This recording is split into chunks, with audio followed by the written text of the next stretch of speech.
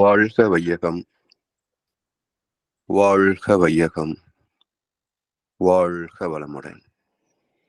குரு வாழ்க, குருவே துணை.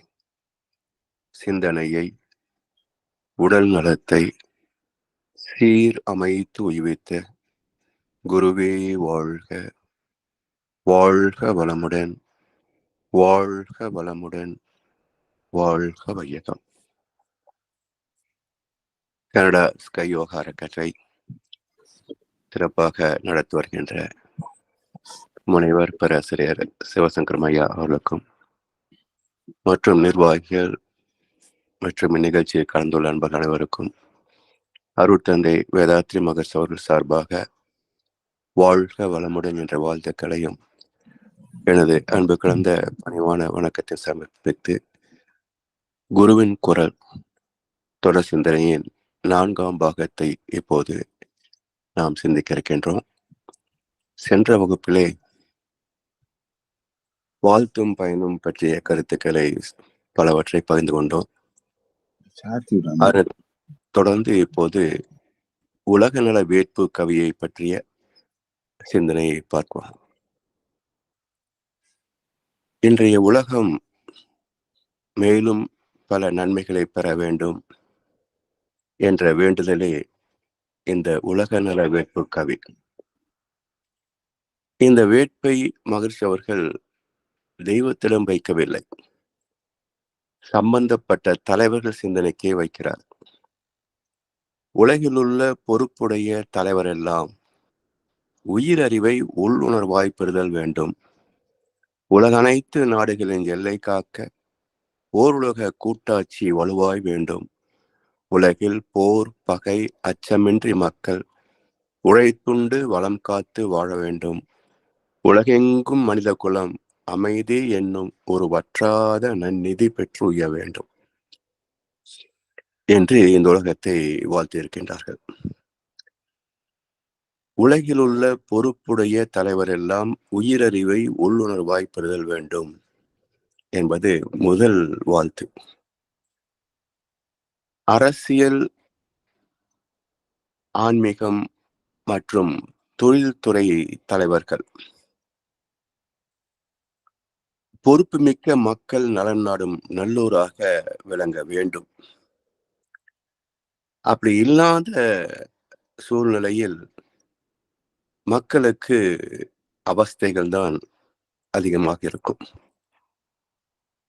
இந்த 3 துறை தலைவர்களும் மக்களுக்கு நல்லது செய்வது போல தோன்றினாலும் மறைமுகமாக அவர்களது நன்மைகளையே மையம் கொண்டிருப்பதை பார்க்கலாம்.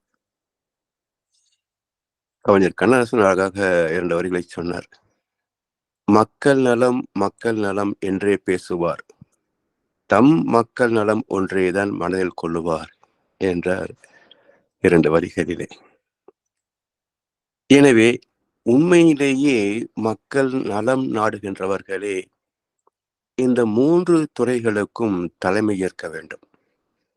அப்போதுதான் சமுதாயத்திற்கு நிறைவான பல நன்மைகள், இறைவன் தந்த பல நன்மைகள் வந்து சேரும்.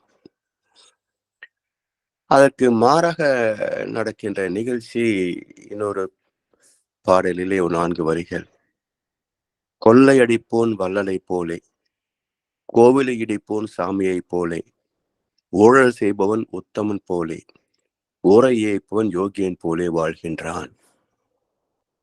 இதுதான் இன்றைய நிலையை எடுத்து காட்டுகின்றார் கவிஞர் கண்ணதாசன். எனவே மக்களின் உடலையும் உடைமைகளையும் உரிமைகளையும் காக்கின்ற பணி அரசியல். எனவே அதற்காக இயற்றப்படுகின்ற சட்டம் எப்படி இருக்க வேண்டும்? கவிஞர் வாலி கேட்டார், நாணல் போல வளைவதுதான் சட்டமாகுமா? அதை வளைப்பதற்கு வழக்கறிஞர் பட்டம் வேண்டுமா என்றார். எனவே மக்களின் தேவைகளை நிறைவு செய்யும் கடமையில் உள்ளவர்கள் அந்த நோக்கத்திற்கு ஏற்ப செயல்பட வேண்டும். 2வது, மக்களுக்கு தேவையான பொருட்களை உற்பத்தி செய்து அவற்றை விநியோகிக்கின்ற துறை தொழில்துறை. இவற்றை நிறைவு செய்யும் கடமை தொழில் முனைவோருக்கும் வணிகருக்கும் உண்டு. மூலப்பொருட்களை இயற்கை இலவசமாகத்தானே தந்திருக்கிறது. அதை வசதிக்கான பொருட்களாக மாற்றுவது மனிதரின் அறிவும் உடல் உழைப்பும். சரி, இவற்றுக்கு ஒரு கூலி. இவற்றோடு சேவை என்ற வகையில் நிர்வாகம், வாணிகம் போன்றவற்றுக்கான சம்பளம். இதிலே லாபம் என்பது என்ன? எதற்காக? ஏன் தோன்றியது? இதை ஆராய்ந்து பார்க்கின்ற போதுதான் ஒரு ரகசியம் தெரியும். இந்த லாபத்தில் பிறந்ததுதான் செல்வம். செல்வம் குவித்தல். அதே போல நட்டத்தில் பிறப்பதுதான் வறுமை. எல்லாரும் எல்லாமும் பெற வேண்டும். இங்கு இல்லாமை இல்லாத நிலை வேண்டும். வல்லான் பொருள் குவிக்கும் தனி உடைமை நீங்கி வர வேண்டும் இந்நாட்டில் பொது உடைமை என்று அற்புதமான ஒரு சாமியத்தை கவிஞர் கண்ணதாசன் தந்திருக்கிறார். சமூக சிக்கல்களுக்கும் வறுமைக்கும் இறைவன் எந்த வகையில் பொறுப்பாளி? சிந்தித்து பார்க்கணும். நன்றி செலுத்தும் இறை வழிபாடு வேண்டுதல் செய்கின்ற வழிபாடாக மாறி போனதற்கு யார் காரணம்? மக்களுக்கு தேவையான வளம் அனைத்தும் பூமியில் தான் உள்ளன. இறைவனிடத்தில் என்ன இருக்கிறது? அவரிடத்தில் ஒன்றும் இல்லை என்ற உண்மையை ஏன் மதத்தின் தலைவர்கள் சொல்ல மறுக்கின்றார்கள்? அதாவது கோழிக்குள் முட்டை வைத்து முட்டைக்குள் கோழி வைத்து வாழைக்கும் கன்று வைத்தான் ஒருவன், அந்த ஏழையின் பேர் உலகில் இறைவன் என்றார் கண்ணதாசன். அப்ப இறைவனிடத்தில் என்ன இருக்கிறது? பக்தி பூர்வமாக சிந்தித்து பார்த்தாலும் சரி, அறிவியல் பூர்வமாக சிந்தித்து பார்த்தாலும் சரி, ஆதிசிவமாகிய சுத்த வெளிதான் எழுச்சி பெற்று அனைத்துமாக மாற்றம் பெற்றது. அவரிடத்தில் என்ன செல்வத்தை வைத்திருக்கின்றான்? நமக்கு இந்த பூமியில் இல்லாத ஒரு வளமாக செல்வத்தை தருவதற்கு, அல்லது எந்த வகையான ஆலோசனை திட்டங்களை வைத்திருக்கின்றான் இங்கே நீதியால் தீர்க்க முடியாத பிரச்சனைகளை தீர்ப்பதற்கு? இப்படி எல்லாம் சிந்தித்து பார்த்தால்தான் இறைவனுடைய அசல் தன்மைகளை எடுத்துரைப்பதற்கு பதிலாக மக்களை மயக்குகின்ற போலித்தனமான பொய்களை சொல்லி திசை திருப்பி விட்டார்கள் மத தலைவர்கள் என்ற உண்மை வெளிப்படும். அது மட்டுமல்ல, வள்ளுவ பெருந்தகை ஒரு அற்புதமான குரட்பாவை தந்திருக்கின்றார். இறந்தும் உயிர் வாழ்தல் வேண்டின் பறந்து கெடுக உலகை ஏற்றியான். அதாவது தெய்வ நீதியின்படி, தர்மத்தின்படி, அறத்தின்படி வாழ்பவன் பிச்சை எடுத்தாக வேண்டும் என்ற நிலை பரவலானால் சத்தியம் கேலுக்கூத்தாகும். எனவே நல்லோரை காக்காத தெய்வம் ஒழிந்து போகட்டும் என்று சபிக்கிறார் வள்ளுவ பெருந்தகை. இறந்தும் உயிர் வாழ்தல் வேண்டின் பறந்து கெடுக உலகேற்றியான். இதே கருத்திலே கண்ணதாசன் ஒரு பாடலை சொல்றார்.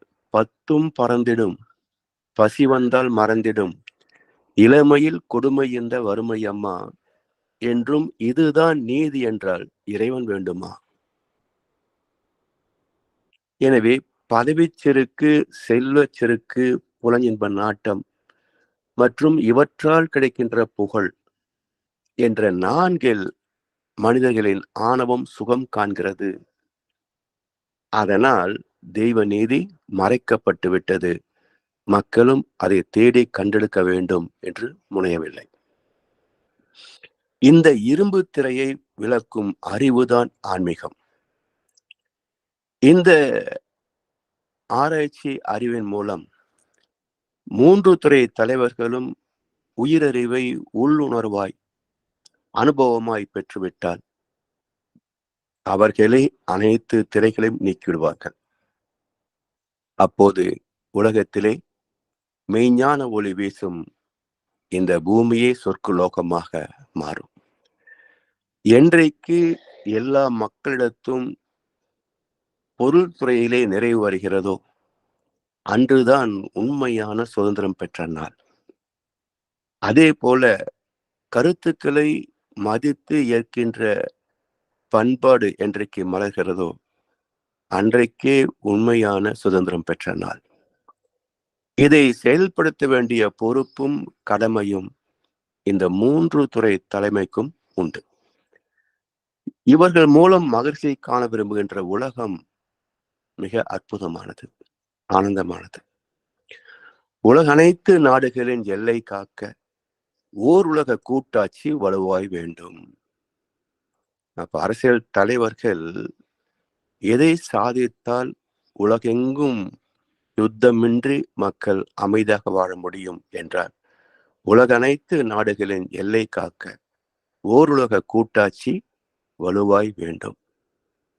அதாவது இன்றைக்கும் ஒரு ஐநா சபையில வீட்டோ பவர் என்று 5 நாடுகளுக்கு ரத்து அதிகாரம் தந்திருக்கின்றார்கள். ஆனால் இந்த அமைப்பின் மூலம் உலகத்தில் யுத்தங்கள் மறைந்து விட்டனவா என்றால் இல்லை என்பதுதான் பொருள். எனவே இதை மாற்றி அமைக்க வேண்டும் என்கிறார் மகர்ஷி அவர்கள்.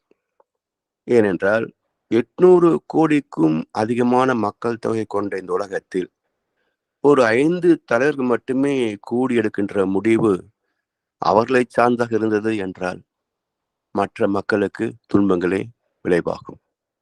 எனவே 1 கோடி மக்களுக்கு ஒரு பிரதிநிதி விகிதம் அந்தந்த நாட்டு அரசாங்கத்தின் மூலம் தேர்தல் மூலமோ அல்லது நியமனம் மூலமோ பொறுக்கி எடுக்கப்பட்ட தலைவர்களை கொண்டு உலக பொது ஜனநாயக சட்டமன்றம் ஒன்றை அமைக்க வேண்டும் என்கிறார். இப்படி அமைக்கின்ற போதுதான் ஓருலக ஆட்சி சாத்தியமாகும். இந்த ஜனநாயக சட்டமன்றம் மக்களின் உரிமைகளையும் சுதந்திரத்தையும் காப்பதற்கு ஏற்ற சட்டங்களை இயற்றி செயல்படுத்த வேண்டும். இந்த சட்டமன்றம் உலக பேரறிஞர்களையும் நிபுணர்களையும் தேவையான எண்ணிக்கையில் கூட்டி ஆட்சி மன்றம் அமைக்கும். உலக பேரரசாக சட்டமன்றத்தின் மேற்பார்வைக்கு உட்பட்டு அதன் சட்ட திட்டங்களை அமல்படுத்தும். இந்த ஆட்சி மன்றத்தை கண்காணிக்க, திருத்த, மாற்ற, புதுப்பிக்க, கலைக்க உலக ஜனநாயக சட்டமன்றத்திற்கே உரிமை உண்டு என்று அற்புதமான ஒரு அரசியல் அமைப்பை மகர்ஷி வகுத்திருக்கின்றார்கள். இதை செயல்படுத்தினால் நிச்சயமாக உலக அனைத்து நாடுகளின் எல்லை காக்க ஓருலக கூட்டாட்சி வலுவாக அமைந்துவிடும். அடுத்ததாக உலகில் போர், பகை, அச்சமின்றி மக்கள் உழைத்துண்டு வளம் காத்து வாழ வேண்டும். இதுல போர், பகை, அச்சம் இன்றி,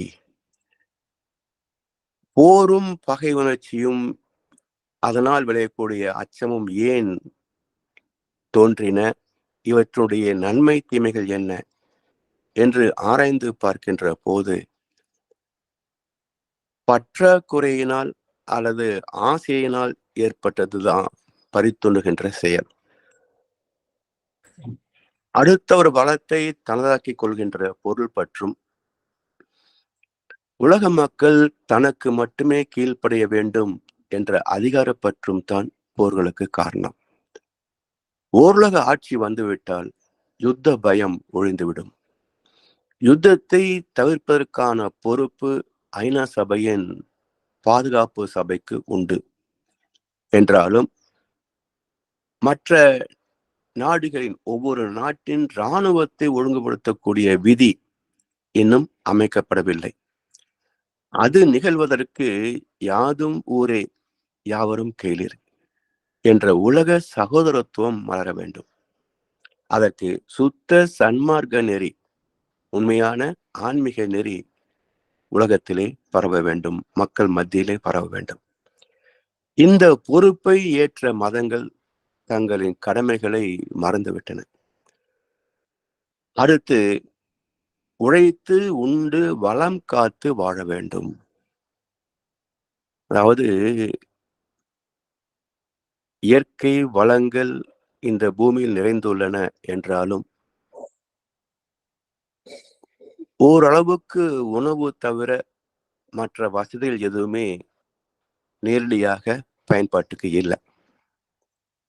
அதை தேடி கண்டெடுத்து பூமியை குடைந்து அங்கிருந்து பொருட்களை வெளிப்படுத்தி அதை உடைத்து வாழ்க்கை வசதிகளாக உருமாற்றி தரம் மாற்றி அழகுபடுத்தி அவற்றை உலக மக்களுக்கு விநியோகம் செய்து அதை கொண்டு மக்களுடைய வாழ்க்கை முறை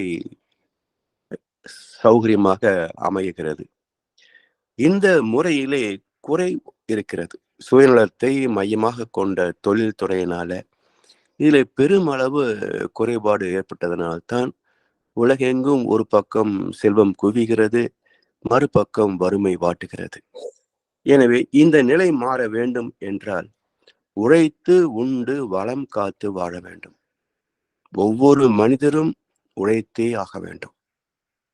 இல்ல பாருங்க, அரசியல்வாதிகளுக்கு உழைக்கக்கூடிய நேரம் இல்லை என்று பரவலாக பேசப்படுகிறது என்றாலும் எல்லோருக்கும் ஒரு பொதுவான சாசனம் ஏற்பட்டு மக்கள் மனங்களிலே சட்டத்தை தர்மத்தை மதித்து வாழக்கூடிய ஒரு பண்பாடும் மேம்பட்டு விட்டது என்றால் அங்கே கண்காணிப்பு நிர்வாகத்திற்கான நேரம் குறைந்து போகும்.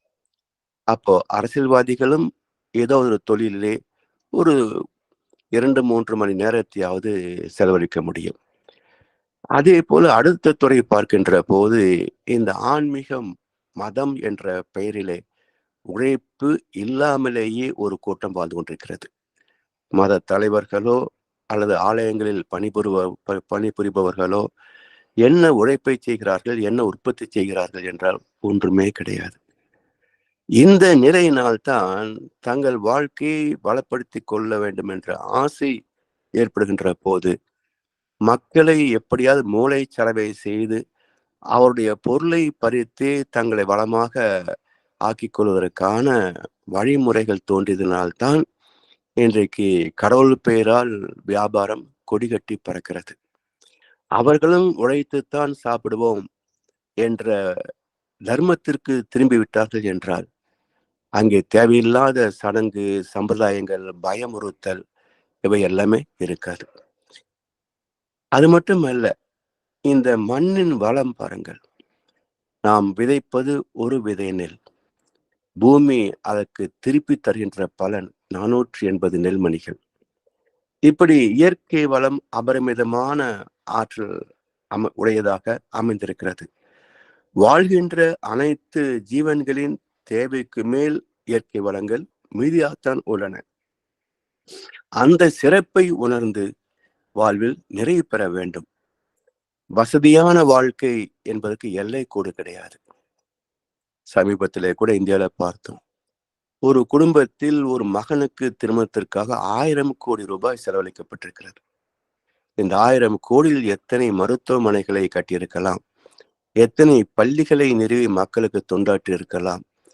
வெறும் ஆடம்பர செலவுக்காக 1000 கோடி ரூபாய் என்பது ஒரு பொருட்டல்ல என்று செலவழிக்கின்ற முட்டாள்தனத்தை என்ன சொல்வது. எனவே இவை எல்லாம் காரணம் என்ன என்றால் அவற்றுடைய வளத்தை அறிந்து அது வசதியான வாழ்க்கை என்பதற்கு ஒரு எல்லை கோட்டை வகுக்காத அறிவின் குறைபாடே காரணம். மகிழ்ச்சி சொல்வார்கள், தேவையற்ற பொருள் பல பெருக்கி வாழ்வில் தேவைகள் பெருகி துன்பங்கள் மலிய கண்டோம். அதாவது 1000 கோடி எப்படியெல்லாம் செலவு பண்ணலாம் என்கின்ற அளவுக்கு வசதிகள் பெருகிருக்கின்றதனால் தானே செலவு செய்திருக்கிறார்கள். அப்படிப்பட்ட பொருட்கள் எதுவுமே இங்கு உற்பத்தி செய்யப்படவில்லை என்றிருந்தால் எதற்காக செலவு செய்திருப்பார்கள்? அப்போ ஆடம்பர பொருட்களை உற்பத்தி செய்கின்ற போது அதிலே சமுதாயத்தை பாதிக்கக்கூடிய ஒரு ஆபத்து மறைந்திருக்கிறது. அதைத்தான் மறுத்து சொல்கிறார்கள், தேவையற்ற பொருள் பல பெருக்கி வாழ்வில் தேவைகள் பெருகி துன்பங்கள் மலையை கண்டோம். இதை பார்க்கின்ற மற்ற செல்வந்தர்களும் நாமும் அது போல செய்ய வேண்டும் என்று நினைத்தால் அந்த அளவுக்கு வசதி இல்லை என்றால் என்ன செய்வோம்? மீண்டும் மக்களைத்தான் சுரண்டி கொள்ளடிப்பான். அதே போல நடுத்தர மக்கள் மத்தியில ஆசைகள் ஏற்பட்டால் அவனும் தர்மம் தவறித்தான் வாழ்க்கையை நடத்துவான். எனவே ஆசையை முன்னே வைத்து தர்மத்தை பின்னே வைத்தால் என்னென்ன விளைவாகும், எத்தனை வகையான துன்பங்கள் உருவாகும், இதெல்லாம் சிந்தித்து பார்த்து ஆசைகளை சீரமைத்துக் கொள்ள வேண்டும். பொருட்களை வியாபாரத்திற்கென்று சேமித்து வைக்கின்றோமே, கிடங்கு என்று தமிழிலே சொல்கின்றோம். ஆங்கிலத்தில் அதற்கு ஒரு அற்புதமான வார்த்தை உண்டு, கோடவுன் என்று சொல்வார்கள். GODOWN என்ற 6 எழுத்துக்கள் இணைந்த ஒரு அற்புதமான ரகசியார்த்தத்தை உள்ளடக்கிய ஒரு சிறப்பான சொல் கோடவுன். பொதுவாக இதிலே இருப்பு வைத்திருக்கின்ற பொருட்கள் அனைத்தும் இன்னாருக்கு சொந்தம் என்றுதான் உரிமை பாராட்டப்படுகிறது. சமுதாய அரசியல் சட்ட அமைப்பின் காரணமாக, சொத்துரிமை காரணமாக. ஆனால் இந்த வார்த்தையை நாம் சற்றே பிரித்து ஆராய்ந்து பார்த்தோம் என்றால் மிக பெரிய இயற்கை ரகசியம் இதிலே புதைந்திருப்பதை நாம் பார்க்கலாம். இப்ப கோடவுன் என்ற வார்த்தை ஒற்றை வார்த்தையாக பார்க்கின்ற போது உற்பத்தி செய்த பொருட்களை பாதுகாக்கின்ற இடம் என்று பொருள். இதே ஒற்றை வார்த்தையை இரண்டாக பிரித்து பார்த்தோம் என்றால், அதாவது GODOWN என்ற 6 எழுத்துக்களை GOD என்றும் OWN என்றும் இரண்டாக பிரித்தோம் என்றால் GOD காட், OWN ஓன். அப்போ கோடவுன் என்ற வார்த்தை காட் ஓன் என்று பிரிவுபடும். பொருள் என்ன? இந்த கிடங்கில் உள்ள அத்தனை பொருட்களும் இறைவனுக்கு சொந்தமானது என்று அர்த்தம். அப்ப இறைவனுக்கு சொந்தமான பொருள் இறைவனின் பிள்ளைகளாகிய அனைத்து மக்களுக்கும் தானே உரிமை உண்டு. இதுல ஒரு நபருக்கோ அல்லது ஒரு நிறுவனத்திற்கோ எப்படி சொந்தமாக்க முடியும்? இதைத்தான் கண்ணதாசன் சொன்னார், எல்லாரும் எல்லாமும் பெற வேண்டும், இங்கு இல்லாமை இல்லாத நிலை வேண்டும், வல்லான் பொருள் குவிக்கும் தனி உடைமை நீங்கி வர வேண்டும் இந்நாட்டில் பொது உடைமை. சரி, இப்போ இந்த இயற்கை உண்மை புரியாத போது என்ன விளைவு நிகழ்ந்திருக்கிறது என்பதை நம்முடைய அனுபவங்களை வைத்தே நாம் ஆராய்ந்து பார்க்கலாம். நான் வங்கித்துறையிலே பணிபுரிந்ததுனால பல நிறுவனங்கள், பல செல்வந்தர்களுடைய கணக்கு வழக்கெல்லாம் பார்க்கக்கூடிய வாய்ப்பு இருந்தது. எனக்கு தெரிந்து கோவையிலே ஓஹோ என்று புகழ் பெற்ற ஒரு நிறுவனம் நான் வங்கி விட்டு வெளிவரதுக்கு முன்பே அது சரிந்து காணாமல் போனது. காரணம் என்ன என்றால், இந்த கிடங்கிலே உள்ள அத்தனை பொருட்களும் எனக்கு சொந்தம், இதை வைத்து கொண்டு மக்களை கொள்ளையடிப்பேன் என்று ஒரு நிறுவனம் வாழ்கிறது என்றால் விளைவு என்னாகும்? இதே வார்த்தை பிரித்து இன்னொரு முறையில் சொல்றேன் பாருங்க. GODOWN இதை GODOWN என்று இரண்டாக பிரிக்கின்ற போது ஒரு உண்மை புரிந்தது. இந்த தெய்வ நீதியை மதித்து வாழவில்லை என்றால் இதே வார்த்தையின் மறுபக்கத்தை சந்திக்க வேண்டியிருக்கும். அது என்ன? GODOWN, go down, he will go down a day. ஒரு நாள் அத்தனை செல்வத்தையும் இழந்து பிச்சை எடுக்க வேண்டிய நிலைமைக்கு ஆளாவான். எந்த ஞானி இந்த வார்த்தையை உருவாக்கினாரோ தெரியாது. ஆனால் எவ்வளவு அற்புதமான 2 பக்கத்தை காட்டியிருக்காரு பாருங்க. ஒன்று, தேவநீதியை உணர்ந்து மதித்து வாழ வேண்டும். அப்படி வாழவில்லை என்றால் ஒரு நாள் நீ தொலைந்து போவாய் என்ற எச்சரிக்கையும் இணைத்து ஒரு வார்த்தையை தந்திருக்கிறார்களே, அவருக்கு மனமாற வாழ்த்துக்களை தெரிவிப்போம். அடுத்ததாக, உலகெங்கும் மனித குலம் அமைதி என்னும் வற்றாத நன்னிதி பெற்று உய்ய வேண்டும். ஒரு நாடு, ஒரு இனம், ஒரு மொழி என்றல்ல, உலக அனைத்து நாடுகளின் உலகெங்கும் மனித குலம் அமைதி என்னும் வற்றாத நன்னிதி பெற்று உய்ய வேண்டும். மன அமைதி எப்போது வரும்? பாதுகாப்பு அடிப்படை அவசியம், பராமரிப்புக்கான வசதிகள் அடுத்தது, நல்ல ஒரு பண்பாடு மூன்றாவது. இவை மூன்றும் அமைந்து விட்டால் அமைதி தானே வந்துவிடும். அப்ப இந்த மூன்றுக்கும் பொறுப்பெடுத்துக் கொண்ட 3 துறை தலைவர்கள். பாதுகாப்பு, பராமரிப்பு முழுமை பெற்றால் விளைவது அமைதி. இதற்கு என்ன வேண்டும் என்றால், தன்னை போலவே இன்னொரு ஜீவனை மதிக்கின்ற பண்பாடு வேண்டும். தன்னை போல பிறரை எண்ணும் தன்மை வேண்டுமே. அந்த தன்மை வர உள்ளத்திலே கருணை வேண்டுமே. பொன்னை போல மனம் படைத்தால் செல்வம் வேறில்லை. இதை புரிந்து கொண்ட மனிதனைப் போல் தெய்வம் வேறில்லை. நமக்கு மட்டும்தான் பசிக்குமா?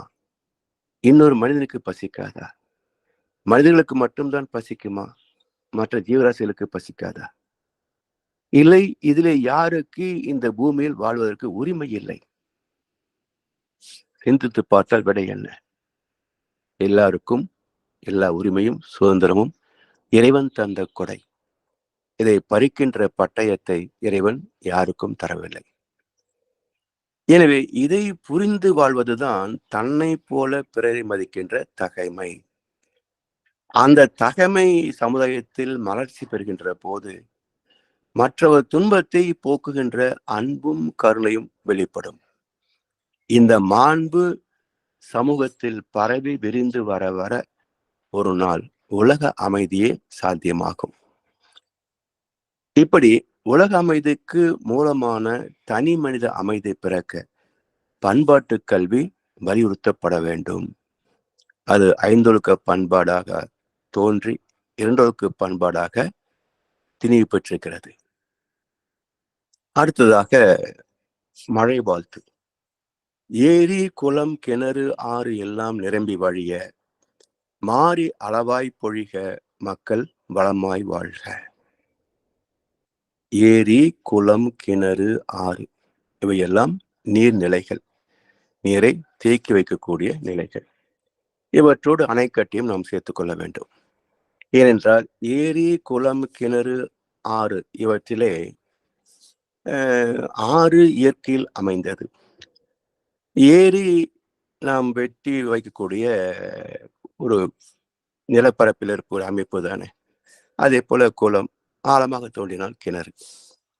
இவற்றோடு அணைக்கட்டு, இரண்டு மலைகளுக்கு இடையிலே ஒரு சுவரை எழுப்புகின்ற போது அந்த மலைகளின் இடையிலே மழைக்காலத்தில்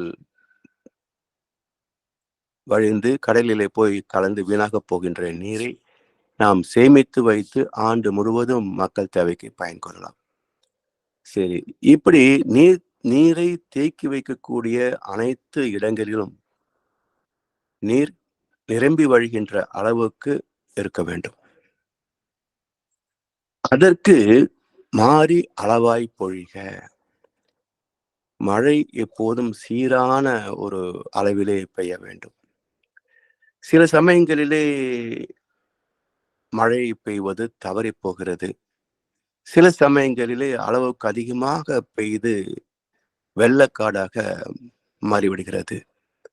இந்த இரண்டுக்கும் இயற்கையே குற்றம் சாட்டுகிறார்கள் மக்கள். தமிழ்நாட்டிலே ஒவ்வொரு முறை வெள்ளம் வருகின்ற போதும் மழையைத்தான் மக்கள் குறை சொல்கிறார்கள்.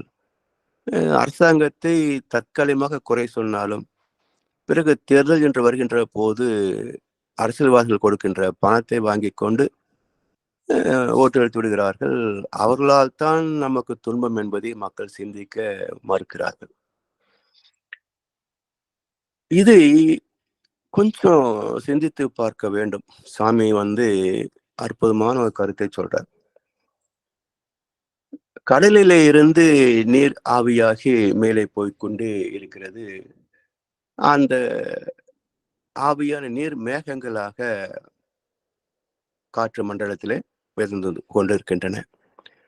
அந்த மேகங்கள் திணி பெற பெற கனத்த கருமேகங்களாகி அவை குளிர்ச்சி பெற்று மீண்டும் மழையாக பூமிக்கு திரும்பி வருகிறது. அப்போ எந்த வினாடி கடல் நீர் ஆவியாகவில்லை. 24 மணி நேரத்தில் எந்த வினாடி கடல் நீர் ஆவியாவது இல்லை என்ற ஒரு ஆராய்ச்சி செய்து பார்க்கின்ற போது நமக்கு இரவு, அப்போது அமெரிக்க பொன்னாடுகளுக்கு பகல். அப்போ ஏதோ ஒரு பகுதி கடலின் ஒரு பகுதியில் நீர் ஆவியாகிக் கொண்டேதான் இருக்கிறது. சரி, இப்படி ஆவியாகி மேலே போகக்கூடிய மேகம் அங்கேயே தங்கிவிட முடியுமா? அதுவும் சாத்தியமில்லை. அப்ப பூமிக்கு வந்துதான் ஆகுகிறது. அப்படி என்றால் குறிப்பிட்ட இடத்தில் மழை பெய்யவில்லை என்றால் காரணம் என்ன? அதை நாம் சீர்தூக்கி பார்த்து அந்த காரணத்தை சரி செய்து விட்டோம் என்றால் இயற்கை ஒருபோதும் மக்களை வஞ்சிப்பது இல்லை. அதை ஆராய்ந்து பார்க்க வேண்டும். கனத்த கருமேகங்கள் குளிர்ச்சி பெற்று மழையாக பெய்ய வேண்டும் என்றால் உயர்ந்த மரங்கள் அந்த ஆக்சிஜன் காற்றை வெளிப்படுத்துகின்ற போது ஏற்படக்கூடிய ஒரு தர மாற்றமே மழை நீர். அப்ப மக்களின் தேவைகளை ஒட்டி, அதாவது வீடு கட்டுவதற்கு ஜன்னல் கதவு போன்றவற்றுக்கு மரம் தேவை என்பதனால் அளவுக்கு அதிகமான மரங்களை வெட்டி குவிப்பதும், சாலை ஓரங்களில் இருக்கின்ற ஆயிரக்கணக்கான மரங்களை வெட்டி குவித்து விடுவதும், அவற்றுக்கு மாற்று ஏற்பாடு செய்யாமல் இருப்பதும் அப்போதைக்கு பாதிப்பு இல்லை என்றாலும் பிற்காலத்தில் பாதிப்பு வந்தே தீரும். மக்களும் இந்த உண்மைகள் எல்லாம் தெரிந்து கொள்ளவில்லை. பள்ளி கல்லூரிகளும் இந்த கல்வியை மக்களுக்கு கொடுக்கவில்லை. பிறகு மக்களுக்கு எப்படி தெரியும்? அரசாங்கமும் தடை செய்து விடுகிறது செய்திகளை. பிறகு எப்படி மக்களுக்கு தெரியும்? எனவே இந்த அறிவின் குறைபாட்டின் காரணமாக எப்போதும் இயல்பாக பொழிய வேண்டிய மழை நீர் குறைபடுகிறது. சரி, இப்ப அந்த நீர் எங்கே போகும்? ஏதோ ஒரு இடத்துல பொழியத்தானே வேணும். அப்போ அது காட்டிலே பெய்கிறது அல்லது கடலிலேயே மழையாக பெய்து விடுகிறது. இப்போ தேவையான இடத்தில் பெய்தால் தானே விவசாயம் பார்க்க முடியும். குடிநீருக்கு, மக்கள் தேவைக்கு பயனாகும். அது மட்டுமல்ல, இன்றைக்கு குளோபல் வார்மிங் என்று மிக பெரும் அளவிலே உலகெங்கும் பேசப்படுகிறது. ஒவ்வொரு ஆண்டும் கோடை காலம் வருகின்ற போது வெப்பத்தின் அளவு கூடிக்கொண்டே போகிறது. இதற்கு புவி வெப்பம் அதிகமாகிறது என்றுதான் விஞ்ஞானம் பேசுகிறதே தவிர உண்மையான காரணத்தை விஞ்ஞானம் இன்னும் வெளிப்படுத்தவில்லை. அப்படி பார்க்கின்ற போது 2 காரணங்கள் நம்முடைய அறிவுக்கு எட்ட வேண்டும். ஒன்று, மனித உயிர்களின் எண்ணிக்கை பெருகிக்கொண்டே போகிறது. 800 கோடிக்கும் அதிகமான மக்கள் தொகை. 30 கோடி வாழ்ந்த இந்தியாவிலே இன்றைக்கு 142 கோடி மக்கள் வாழ்கிறார்கள். அப்படி என்றால் ஒவ்வொரு மனிதன் விடுகின்ற மூச்சு காற்று உள்ளே இழுப்பது ஆக்சிஜன், வெளியே விடுவது கார்பன் டை ஆக்சைடு. இது கார்பன் வெப்பத்தை ஏற்படுத்தக்கூடிய அணுக்கூட்டு. அப்போ 800 கோடிக்கும் அதிகமான மக்கள் விடுகின்ற மூச்சு காற்றின் இருக்கின்ற கார்பன் டை ஆக்சைடு இது புவி வெப்பத்தை அதிகமாக்கத்தானே செய்யும். சரி, இன்னொரு பெரிய காரணம் என்ன என்றால் மேலை நாடுகளை விட இங்கே இந்தியாவில் குறிப்பாக தமிழ்நாட்டிலே நான் பார்க்கின்ற போது ஒரு வீடு கட்டுவது என்று தொடங்குவதற்கு முதல் காரியம் என்ன என்றால் ஒரு போர், ஆழ்குழாய் கிணறு தோண்டுவது. எல்லா மக்களுக்கும் ஒரு கருத்து என்ன என்றால் பூமிக்கு உள்ளே அளவற்ற நீர் பரப்பு இருக்கிறது என்று எல்லா மக்களும் நம்புகிறார்கள். அரசாங்கம் உட்பட எல்லா மக்களின் நம்பிக்கை என்ன என்றால் பூமிக்கு கீழே அபரிமிதமான ஒரு கடல் இருக்கிறதாக நம்புகிறார்கள். கடலின் கசிவுதான் ஊற்று நீர் என்பது மக்களுக்கு தெரியாது. கடல் நீரின் கசிவுதான் ஊற்று நீர். இது ஏன் இயற்கையில் அமைந்தது என்றால் அணுக்கள் சிதைவின் காரணமாக, அட்டாமிக் ஃபிஷன், அணு சிதைவின் காரணமாக பூமியின் மையத்தில் ஒரு அபரிமிதமான நெருப்பு தோன்றி அது வெப்ப குழம்பாக பூமி மையத்திலே அடங்கியிருக்கிறது. அதன் பெருக்கம் அதிகமாகின்ற போது, அவருடைய அழுத்தம் அதிகமாகின்ற போது அது பூமியில் மண் பகுதியில எது லேசாக இருக்கிறதோ அந்த பகுதியிலே பொத்து கொண்டு வெளியே வருவதுதான் எரிமலை. அந்த எரிமலை காலத்தால் குளிர்ந்து கெட்டிப்படுகின்ற போது அதுவே மலைகளாக தோன்றியிருக்கின்றன. சரி, இந்த வெப்பத்தை எரிமலைகள் மூலம் வெளிப்படுது ஒரு பக்கம். மிகுதியான வெப்பம் என்ன ஆகும்? அதுவும் மேலே வந்து கொண்டுதான் இருக்கும். அப்ப மேலே வந்து கொண்டிருக்கக்கூடிய வெப்ப அலைகள் அதே வேகத்தோடு வெளியே வந்தது என்றால் உயிரினங்கள் வாழ முடியாது. அப்போ அபரிமிதமான வெப்பத்தின் ஆற்றலை தனிமைப்படுத்துவது, கட்டுப்படுத்துவது நீரூற்றுகள் தான். அந்த நீரூற்றுகளை கடந்து மேலே வருகின்ற போது எப்படி தண்ணியில நெருப்பு பட்டா அல்லது சூடுபட்டா குறையும் தானே. நம்ம குளிக்கிறோம், வெந்நீர் அதிகமாக இருக்குதுன்னு சொன்னால் தண்ணீரை சேர்க்கிறோம்.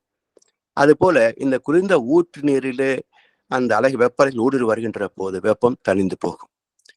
அந்த தணிந்து வரக்கூடிய வெப்பம் தாவரங்களின் வேர்களுக்கு துணையாகும்.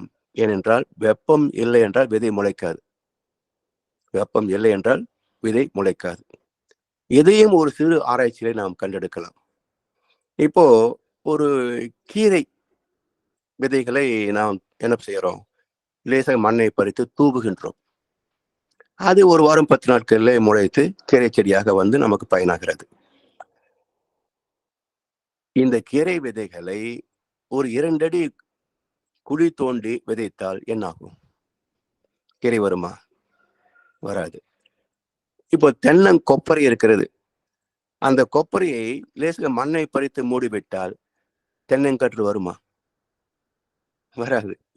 அது 4 அடி ஆழத்துல குழி தோண்டி உள்ளே பதித்தால்தான் அந்த கொப்பரை தென்னங்கன்றாக வெளிப்படும். அப்போ என்ன காரணம் என்றால் இந்த கீரை விதைகளில் இருக்கின்ற அந்த காந்தலைகளின் திணிவு குறைவு, அதை தூண்டிவிட்டு அதை தாவரமாக மலர்ச்சியடை செய்வதற்கு லேசான வெப்பம் போதும். தென்னையின் கொப்பரை திணிவு அதிகம். அந்த திணிவு அணு திணிவு சேர்க்கை அதிகம். அந்த ஹை ஸ்பெசிபிக் கிராவிட்டி அதை உடைத்து அதிலிருந்து ஒரு தாவரத்தை வெளிப்படுத்த வேண்டும் என்றால் அதிக அளவு வெப்பம் தேவை. அப்போ மேலோட்டமாக இருக்கின்ற வெப்பத்தை காட்டிலும் ஒரு 4 அடி 10 அடி 20 அடி என்று தோடுகின்ற போது வெப்பம் அதிகமாகிறது அல்லவா? அப்ப பூமியின் மையத்திலிருந்து மேலே வர வர வெப்பம் குறைந்து கொண்டே வந்து மிதமான வெப்பமே தாவரத்தின் வேர்களை பாதுகாக்கும், வளர செய்யும். அந்த வெப்பம் அதிகமானால் வேர்கள் காய்ந்து போகும். வேர்கள் காய்ந்து போனால் மரம் எப்படி உயிர் வாழும்? இந்த ரகசியத்தை புரிந்து கொள்ளாமல் மக்களுக்கு வெளிப்படுத்தாத காரணத்தால் அவரவர்கள் ஒரு ஆழ்குழாய் கிணறு தோண்டி கொண்டே இருந்தால் எங்கிருந்து தண்ணி வந்து கொண்டே இருக்கும்? அப்போ தண்ணி வற்ற வற்ற தாவரங்கள் பட்டு போகும். தாவரங்கள் பட்டு போனால் வள்ளுவர் அழகாக சொல்லுவார், அனைத்து பற்றுகளையும் விட்டுவிட்டோம் என்று சொல்லுகின்ற துறவிகளும் உயிரையும் விட வேண்டி வரும் என்றார் வள்ளுவர் பிறந்தகை. எல்லா பற்றுகளும் திறந்து விட்டோம் சொல்றீர்களே, உயிரையும் துறக்க வேண்டி வரும். நீரின்றி அமையாது உலகு, ஏனேன் உணவின்றி அமையாது உயிர்களின் வாழ்க்கை. எனவே நீரும் உணவும் அடிப்படை தேவைகள். இதனுடைய ஆபத்தை இப்போது பேச ஆரம்பித்திருக்கிறார்கள். கேப்டவுன் என்ற ஒரு நகரத்தில்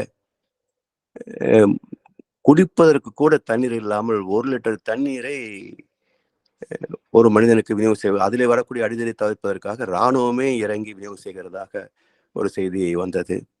இங்கே இந்தியாவிலே இப்போது பெங்களூர் என்று சொல்லக்கூடிய ஒரு பெரிய டெக் சிட்டி, அதிலே குடிப்பதற்கு நீர் கிடைக்கவில்லை என்ற செய்தி சமீபத்தில் வந்து கொண்டிருக்கிறது. அப்போ டே ஜீரோ என்ற ஒரு ஆபத்தான வார்த்தை இன்றைக்கு வெளிவந்திருக்கிறது. டே ஜீரோ என்றால் என்ன அர்த்தம்?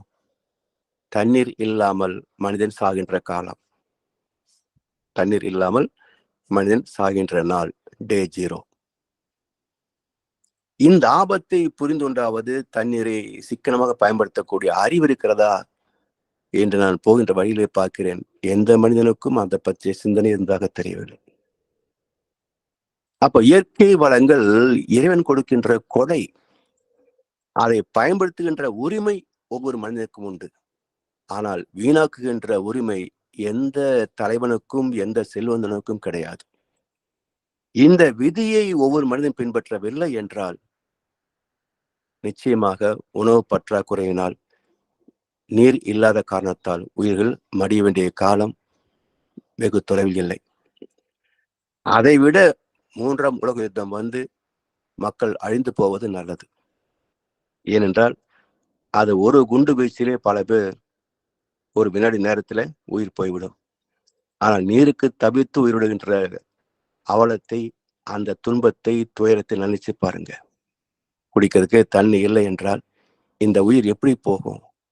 இந்த திரைப்படங்கள் வெளில சொல்லுவானே, அணு அணுவா செதுக்கி செதுக்கி கொள்ளணும் பாருங்களேன்.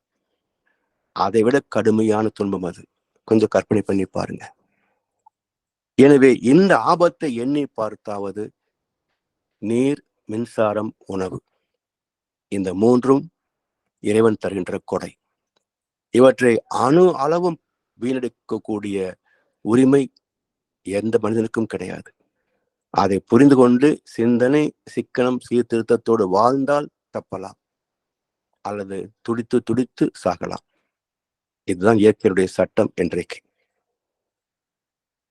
சரி, இப்போ பருவத்தில் பெய்கின்ற மழை அது அளவாக இருந்தால் தானே விவசாயம் பார்க்க முடியும். அதை அருமையான ஒரு சாமியத்தை அனர்த்தமாக்கி விட்டார்கள் என்று மகர் சொல்வார். புண்ணியம் செய்வோர்க்கு பூ உண்டு நீர் உண்டு, அண்ணல் அது கண்டு அருள் புரிவான் என்று அற்புதமான ஒரு சாமியம் உண்டு. புண்ணியம் செய்வோர்க்கு பூ உண்டு நீர் உண்டு. அதாவது எது புண்ணியம் என்றால் தனக்கும் மற்றவர்களுக்கும் நன்மை விளைவிக்கின்ற சொல் செயல் அனைத்தும் புண்ணியம்தான். அந்த புண்ணியத்தில் உயர்ந்த புண்ணியம் எதுங்க? உணவு நீர் தானே. தவிக்கின்ற வாய்க்கு தண்ணீர் கொடுத்தால் பெரிய புண்ணியம். பசிக்கின்ற வயிறுக்கு உணவிட்டால் அது பெரிய புண்ணியம். அதுதான் அன்னதானம் சொல்கின்றாங்க. அப்போ இந்த புண்ணியத்தை செய்ய வேண்டும் என்றால் என்ன வேண்டும்? நீர் இருந்தா தான் உணவே வரும். அப்ப அடிப்படை நீர். துப்பார்க்கு துப்பாய துப்பாக்கி, துப்பார்க்கு துப்பாய தூவும் மழை என்று ஒரே வார்த்தையை திருப்பி திருப்பி போட்டு வள்ளுவர் குழைப்பிருப்பார் வான் சிறப்பு அதிகாரத்துல. அப்ப என்ன பொருள்? பல வகை உணவுப் பொருட்களை நாம் துய்க்கிறோம். இத்தனை துய்ப்புக்கும் காரணமாகிய உணவுப் பொருட்களை விளைவிப்பது நீர். ஏழைகளுக்கு உணவு கிடைக்காத போது என்ன செய்வாங்க? வெறும் தண்ணீரை குடித்து பசியாறுவார்கள். அப்போ துய்ப்பதற்குரிய அனைத்து உணவுப் பொருட்களையும் மட்டுமல்ல, குடியிருப்பதற்கு வீடு கட்டுறோமே, தண்ணி இல்லாம கட்ட முடியுமா? மணலும் சிமெண்ட் மட்டும் கலந்தா வீடு கட்ட முடியுமா? தண்ணி ஊற்றினா கட்ட முடியும். இப்படி எல்லா அனுபவ பொருட்களுக்கும் நீரே அடிப்படை. அப்போ எத்தனை வகையான துய்ப்பு பொருட்களை நாம் உற்பத்தி செய்கின்றோமோ அத்தனைக்கும் நீர் அடிப்படை. அது மட்டுமல்ல, பசிக்கு உணவு இல்லாத வேளையிலே நீரே நேரடி உணவாகவும் பயனாகிறது என்ற கருத்து தான் அந்த குறள். அப்போ அப்படிப்பட்ட நீர் தான் உணவை கொடுக்கின்ற தாவரமாகவும் வளர்ச்சி பெறுவதற்கு துணை செய்கிறது. அப்போ புண்ணியம் செய்வோர்க்கு பூ உண்டு, மண் பூமி இருக்கிறது, நீர் உண்டு, மண்ணிலே பூமியிலே நீர் இருக்கிறது. இந்த நீரும் மண்ணும் கலந்தால் ஒரு விதை விருட்சமாக வளர்ச்சி பெற்று மக்களுக்கு பயனாகிறது. அதை இந்த இரண்டை இணைத்து விவசாயி உழைக்கின்ற போது அண்ணல் அது கண்டு அருள் புரிவான். ஒரு விதை நெல்லை விதைத்து நீரிட்டு உரமிட்டு பாதுகாக்கின்ற விவசாயிக்கு நிலமகள் 480 நெல்மணிகளை பரிசாக தருகிறார். அதுதான் இயற்கையின் கொடை. இப்படி அண்ணல் அது கண்டு அருள் புரிவான். சரி, இதை இந்த மதவாதிகள் எப்படி திசை திருப்பி விட்டார்கள் என்றால், நீ புண்ணியம் செய்யணுமா, ஒரு செம்புல தண்ணி எடுத்துக்கோ, ஒரு கூடையில பூ எடுத்துக்கோ, கோவிலுக்கு போய் விக்கிரகத்துக்கு தண்ணி ஊற்றி பூவெல்லாம் வச்சு கும்பிட்டுட்டு வா, உனக்கு புண்ணியம் கிடைக்கும். இப்படி சொல்லித்தான் இன்று வரைக்கும் மக்கள் ஏய்த்து கொண்டிருக்கிறார்கள் இந்த மதவாதிகள். ஆனா ஒரு பக்தனும் யோசிச்சு பார்க்கவில்லை, புண்ணியம் எப்படி இருக்கும், அது எவ்வளவு வாங்கி வர முடியும், அந்த புண்ணியத்தின் பயன்பாடு என்ன, யோசிச்சு பார்க்கணும் இல்ல. கோயிலுக்கு போனோம், புண்ணியம்தான், வாங்கிட்டு வந்தோமா? எங்க? எவ்வளவு? வச்சு என்ன பண்ண முடியும்? இந்த புண்ணியத்த? யோசிச்சு பார்த்தோமா? இந்த கேள்வி கேட்டாலே மக்கள் பயப்படுகிறார்கள். ஓ! இவன் நாத்திகவாதம் பேசுகிறான். சிந்திக்க சொன்னா, இது நாத்திகம்ன்னு சொன்னா எப்படி? சிந்தித்துப் பார். புண்ணியம் எப்படி இருக்கும்? எப்படி இறைவன் குடுப்பான்? அதாவது இப்போ அ கோவிலுக்கு போய் வணங்கி இறைவனுடைய அனுக்கிரகத்தை பெற வேண்டும் என்று எல்லாரும் பேசுறாங்க. இப்ப கோவிலுக்கு போற காட்சிய பாருங்களேன். நம்ம கோவிலுக்கு போகின்ற போது, அதுக்கு முன்பே கடைக்காரர்லாம் கூவி கூவி அழைப்பாங்க. வாங்க பூ வாங்கிக்கங்க, தேங்காய் பழம் வாங்கிக்கங்க, அர்ச்சனை பொருள் வாங்கிக்கங்கன்னு சொல்லி கூவுவாங்க. நாமும் போயி பணம் கொடுத்து பூ, தேங்காய், பழம் பொருட்களெல்லாம் வாங்கி கொடுக்கிறோம். கோவிலுக்கு உள்ளே போன உடனேயே அர்ச்சனை சீட்டு வாங்கிக்கங்க என்று ஒரு பக்கம் அமைத்துக் கொண்டிருப்பாங்க. இன்னொரு பக்கம் கோவில் திருப்பணிக்கு நன்கொடை கொடுங்கன்னா, அதுக்கு ஒரு பக்கம் பணம் வாங்குவாங்க.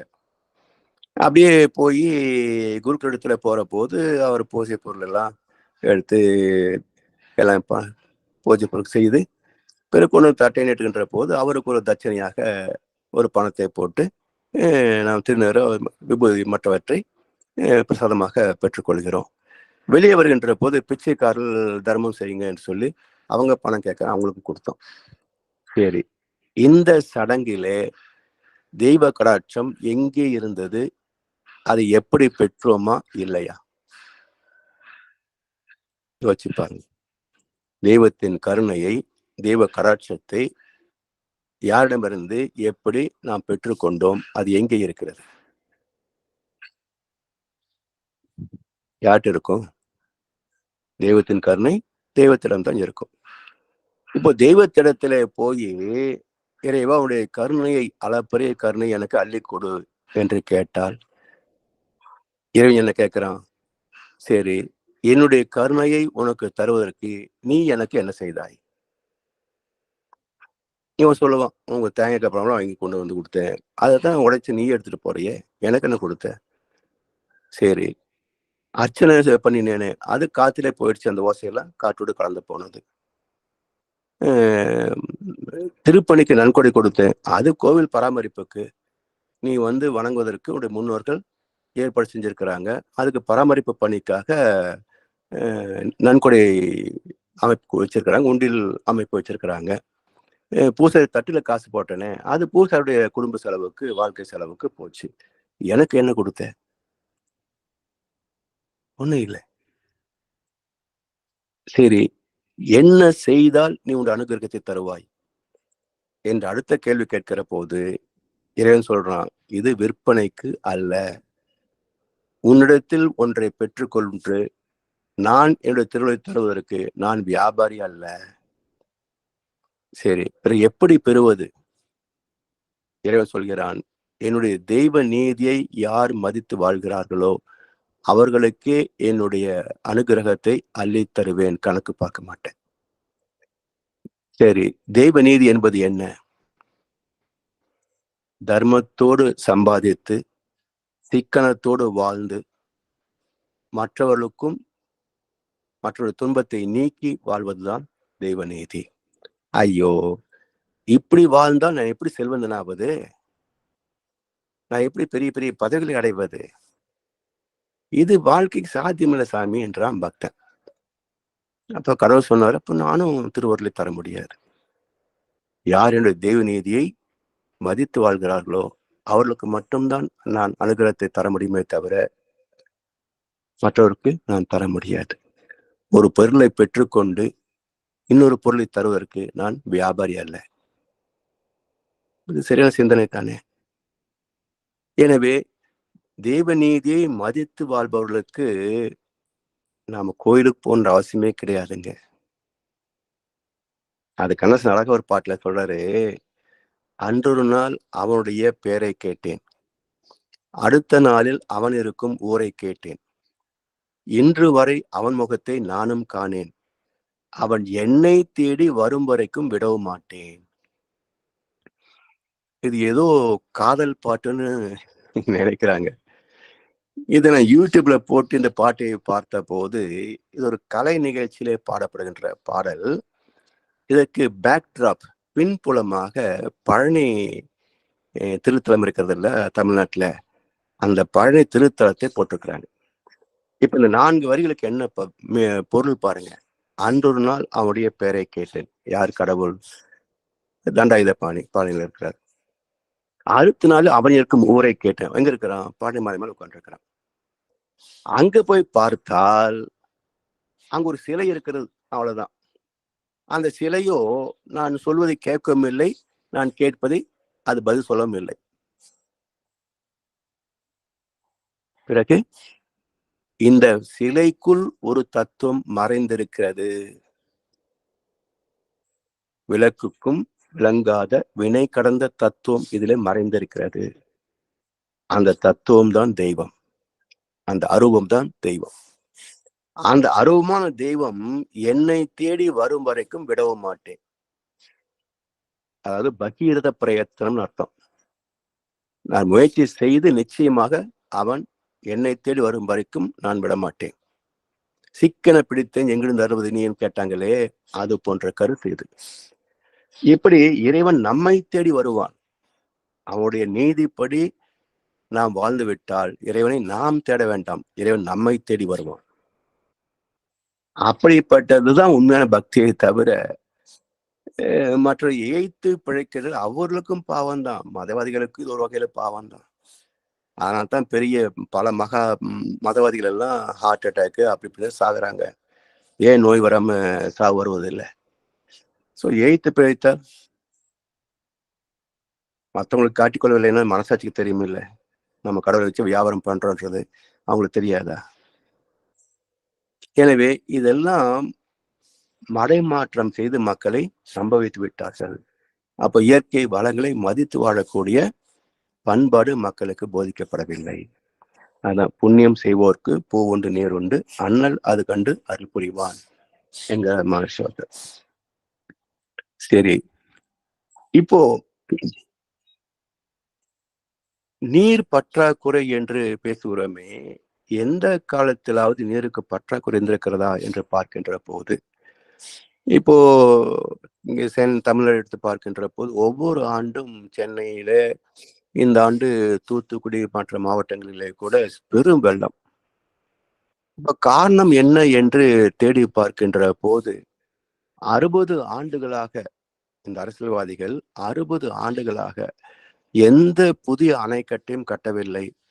அது மட்டுமல்ல, எல்லா நீர்நிலைகளையும் ஆக்கிரமித்து கல்லூரிகளாக, வணிக வளாகங்களாக, குடியிருப்புகளாக கட்டிவிட்டார்கள். அப்ப வருகின்ற நீர் போக்கு இடம் இல்லாத காரணத்தினால அது குடியிருப்பு பகுதிகளிலே வந்து தேங்குகிறது. மக்கள் அவஸ்தைக்கு ஆளாகிறார்கள். அப்ப குறைபாடு என்ன?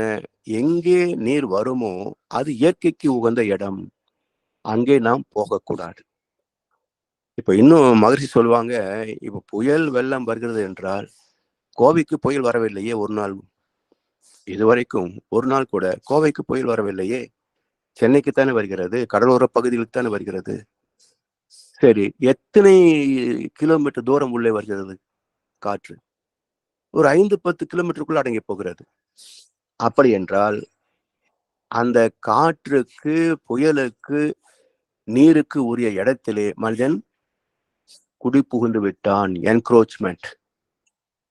நீர் வரக்கூடிய பாதையை இவன் அபகரித்துக் கொண்டான். அப்போ மனிதன் அபகரித்துக் கொண்ட நிலத்தை அது என்கவுண்டர் செய்கிறது. நீர் தன்னுடைய இடத்தை அது திரும்ப அபகரிக்கிறது. இது எப்படி குற்றமாகும்? எனவே தன்னுடைய உரிமையை அது திருப்பி கேட்பது எப்படி குற்றமாகும்? மனிதன் உரிமையை கேட்கிறான் இல்லையா, நீதிமன்றங்களுக்கு போகிறான் அல்லவா? அதே போல நீர் எங்க நீதிமன்றத்துக்கு போக முடியும்? அது தன்னுடைய உரிமையை தானே பிடுங்கிக் கொள்ளும். அவஸ்தை யாருக்கு? மக்களுக்குத்தான். எனவே இயற்கையை மதித்து வாழ்வது, ரெஸ்பெக்ட் தி நேச்சர். இயற்கையை பயன் கொள்வது, என்ஜாய் தி நேச்சர். சரி, அது மட்டுமல்ல, இப்போ அணைக்கட்டு, ஆறுகள், குளம் இவை எல்லாமே தூர்வாரப்பட வேண்டும். ஏனென்றால் மலைகளில் பெய்கின்ற நீர் அது நீர் வீழ்ச்சியாக விழுந்து அருவியாக ஆறாக ஓடி வருகின்ற போது நீர் மட்டுமா வரும்? கூடவே கல்லு, மண்ணு, மணல் எல்லாம் தான் வரும். அப்ப முதலில் நிறைவது நீர்தான் என்றாலும் அதுல வரக்கூடிய மணல் எல்லாம் கீழே செடிமெண்ட் படிந்து கொண்டே வரும். அப்போ ஒவ்வொரு ஆண்டு தூர்வாரவில்லை என்றாலும் கூட குறைந்தபட்சம் ஒரு ஆண்டுக்கு 2 ஆண்டுக்கு ஒரு முறையாவது தூர்வாரணும் இல்ல. அப்ப தூர் வாராத போது அணைக்கட்டு நீர்மட்டம் காட்டும் 130 அடி என்று. ஆனா அந்த அளவுகோல் இருக்கிறது அவருடைய கீழ்நுனை பார்க்கின்ற போது பாதி அளவுக்கு மணல் படிந்திருக்கும். இப்ப மிச்சம்தானே நீரு. அப்ப அளவுகோலை பார்த்து 130 அடி எட்டி விட்டது நீர் என்றால் கீழே பாதி மண் இருக்குப்பா, மணல் இருக்கு, வெறும் 60 அடி தான் தண்ணி இருக்குது. அப்ப 130 அடி இருந்த போது வாழ்ந்த மக்களுக்கு அந்த நீர் உபையாக இருந்தது. மக்கள் தொகை பெருகிவிட்டது, நீரின் அளவு குறுகிவிட்டது, பற்றாக்குறை அன்றி வேற என்ன வரும் மிச்சம்? இதை கூட புரிந்து கொள்ளக்கூடிய அறிவில்லா ஒரு ஆட்சி, அறிவில்லா மக்கள் வாழ்ந்தால் இந்த சமுதாயத்தை அழிப்பது தவிர வேற என்ன வழி? செவியின் சுவையுணரா வாயுணர்வு மாக்கள் அவியினும் வாழின் ஏன் என்று வள்ளுவரே நெத்திலே ஒரு கேள்வி கேட்டுட்டாரே. செவியின் சுவை உணரா வாய் உணர்வின் மாக்கள். என்ன அருமையான வார்த்தையை பாருங்க. நல்ல கருத்துக்களை மகான்கள் தான் சொல்லுவாங்க. அரசியல்வாதியோ தொழில்துறைவாதியோ மதவாதியோ பேச மாட்டான். ஏன்னா அவனுக்கு சுயநலம் அடிப்படை. பொதுநலம் பேணியவர்கள் ஞானிகள். அவர் சொல்லக்கூடிய கருத்துக்களை கேட்டால்தான் நாம் உருப்படலாம். இவர்கள் சொல்லக்கூடிய கருத்துக்களை கேட்டால் நட்டப்படலாம். அப்போ ஞானிகள் சொல்லக்கூடிய கருத்துக்களை கேட்பதில்லை வாய் உணர்வின் மாக்கள், தின்னே கெட்டு போற ஜனங்கள். இவன் இருந்தா என்ன செத்தா என்ன? செவியின் சுவை உணரா வாய் உணர்வின் மாக்கள், மக்கள் சொல்லல, மாக்கள் அறிவு கட்டவர்கள் அவையினும் வாழினும் என். இவன் இருந்தால் என்ன செத்தால் என்ன? ஏதான் என்னுடைய மனம். இன்றைக்கு எந்த மனிதன் துன்பப்படுவதை பார்த்து எனக்கு இரக்கமே கிடையாது. ஏன்னா யூ டிசர்வ் ஃபார் தட். சொன்னா கேட்கறீங்களா? இல்ல நீங்களே புரிஞ்சுக்கிறீங்களா? சொல் புத்தியும் இல்லை, சுய புத்தியும் இல்லை. அப்ப படு. அறிவட்டவங்க ஓட்டு போட்டீங்க, அறிவட்டவனை மாத தலைவரை வச்சு உட்காந்துருக்கிறீங்க, அவன் சொல்றதெல்லாம் கேட்கறீங்க. நாம சொன்னா நாத்திகவாதம் நினைக்கிறீங்க. அப்ப அனுபவிங்க. நமக்கு என்ன, வாழ்க்கை பற்றும் கிடையாது, எப்ப செத்தாலும் ஓகே தான். எனவே இந்த வாழ்க்கையை பற்றிய ஒரு எந்த சிந்தனை இல்லாத வாழ்கின்ற மக்கள் பெரிய சுமை அரசாங்கத்துக்கு. சரி, அது மட்டுமல்ல, மழை நீர் கடலில் கலக்கின்ற அளவையும் இன்றைக்கு 800 கோடிக்கும் அதிகமாக உள்ள மக்களின் தேவைகளின் கணக்கெடுத்து பார்த்தால் பெரும் பகுதி நீர் கடலில் கலப்பதை பார்க்கலாம். ஒண்ணு. இதுல இன்னொரு கேள்வி கேட்கலாம் இல்லையா? சரி, மழையாக பெய்கின்ற நீரை எல்லாம் நாமே பயன்படுத்தி கொண்டோம் என்றால் கடலின் கதி என்ன? சரி, இப்ப நிறைய பேர் பேசுறோம், மழை நீர் கடல்ல கலக்கக்கூடாது, நாம பயன்படுத்திக்கணும் அப்படின்னு ஒரு புத்திசாலித்தனமா பேசுறோம் வச்சுங்களேன். சரி, இப்போ பெய்கின்ற மழை நீர் முழுவதையும் நாமே அணை கட்டியோ குளம் வெட்டியோ எப்படியோ தேக்கி பயன்படுத்தி விட்டோம் என்றால் கடலின் கதி என்ன? இந்த கேள்வி வருகின்ற போது வள்ளுவர் பெருந்தை சொல்கிறார், நெடுங்கடலும் தண்ணீர்மை குன்றும் தடிந்தெழி தான் நல்காதாகிவிடேன். பூமியில 3/4 பங்கு பூமி கடல் நீர், 1/4 பங்கு தான் மண் பகுதி. இந்த 3/4 பாகமாக இருக்கக்கூடிய கடலே வற்றி போகும். நெடுங்கடலும் தன் நீர்மை குன்றும். எப்போ? தடிந்தெழி தான் நல்காதாகிவிடேன். கனத்த கருமேகங்கள் மீண்டும் மழையாக பெய்யவில்லை என்றால் கடல் நீரே வற்றி போய்விடும். இப்ப என்ன அர்த்தம்? இயற்கையோடு இணைந்து வாழ வேண்டும். அப்ப இயற்கையோடு இணைந்து வாழ்வதுன்னு என்ன? ஆணு பெண்ணு சேர்ந்தா குழந்தைய பெற்றணும், வயசு வந்து கல்யாணம் பண்ணிக்கணும், கல்யாணம் பண்ண குழந்தைய பெற்றணும். இது ஒரு விதி.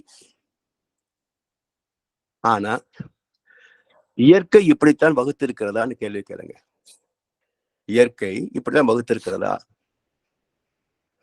அதுக்கான அழகா ஒரு வேடிக்கை ஒரு பாட்டு சொன்னார்.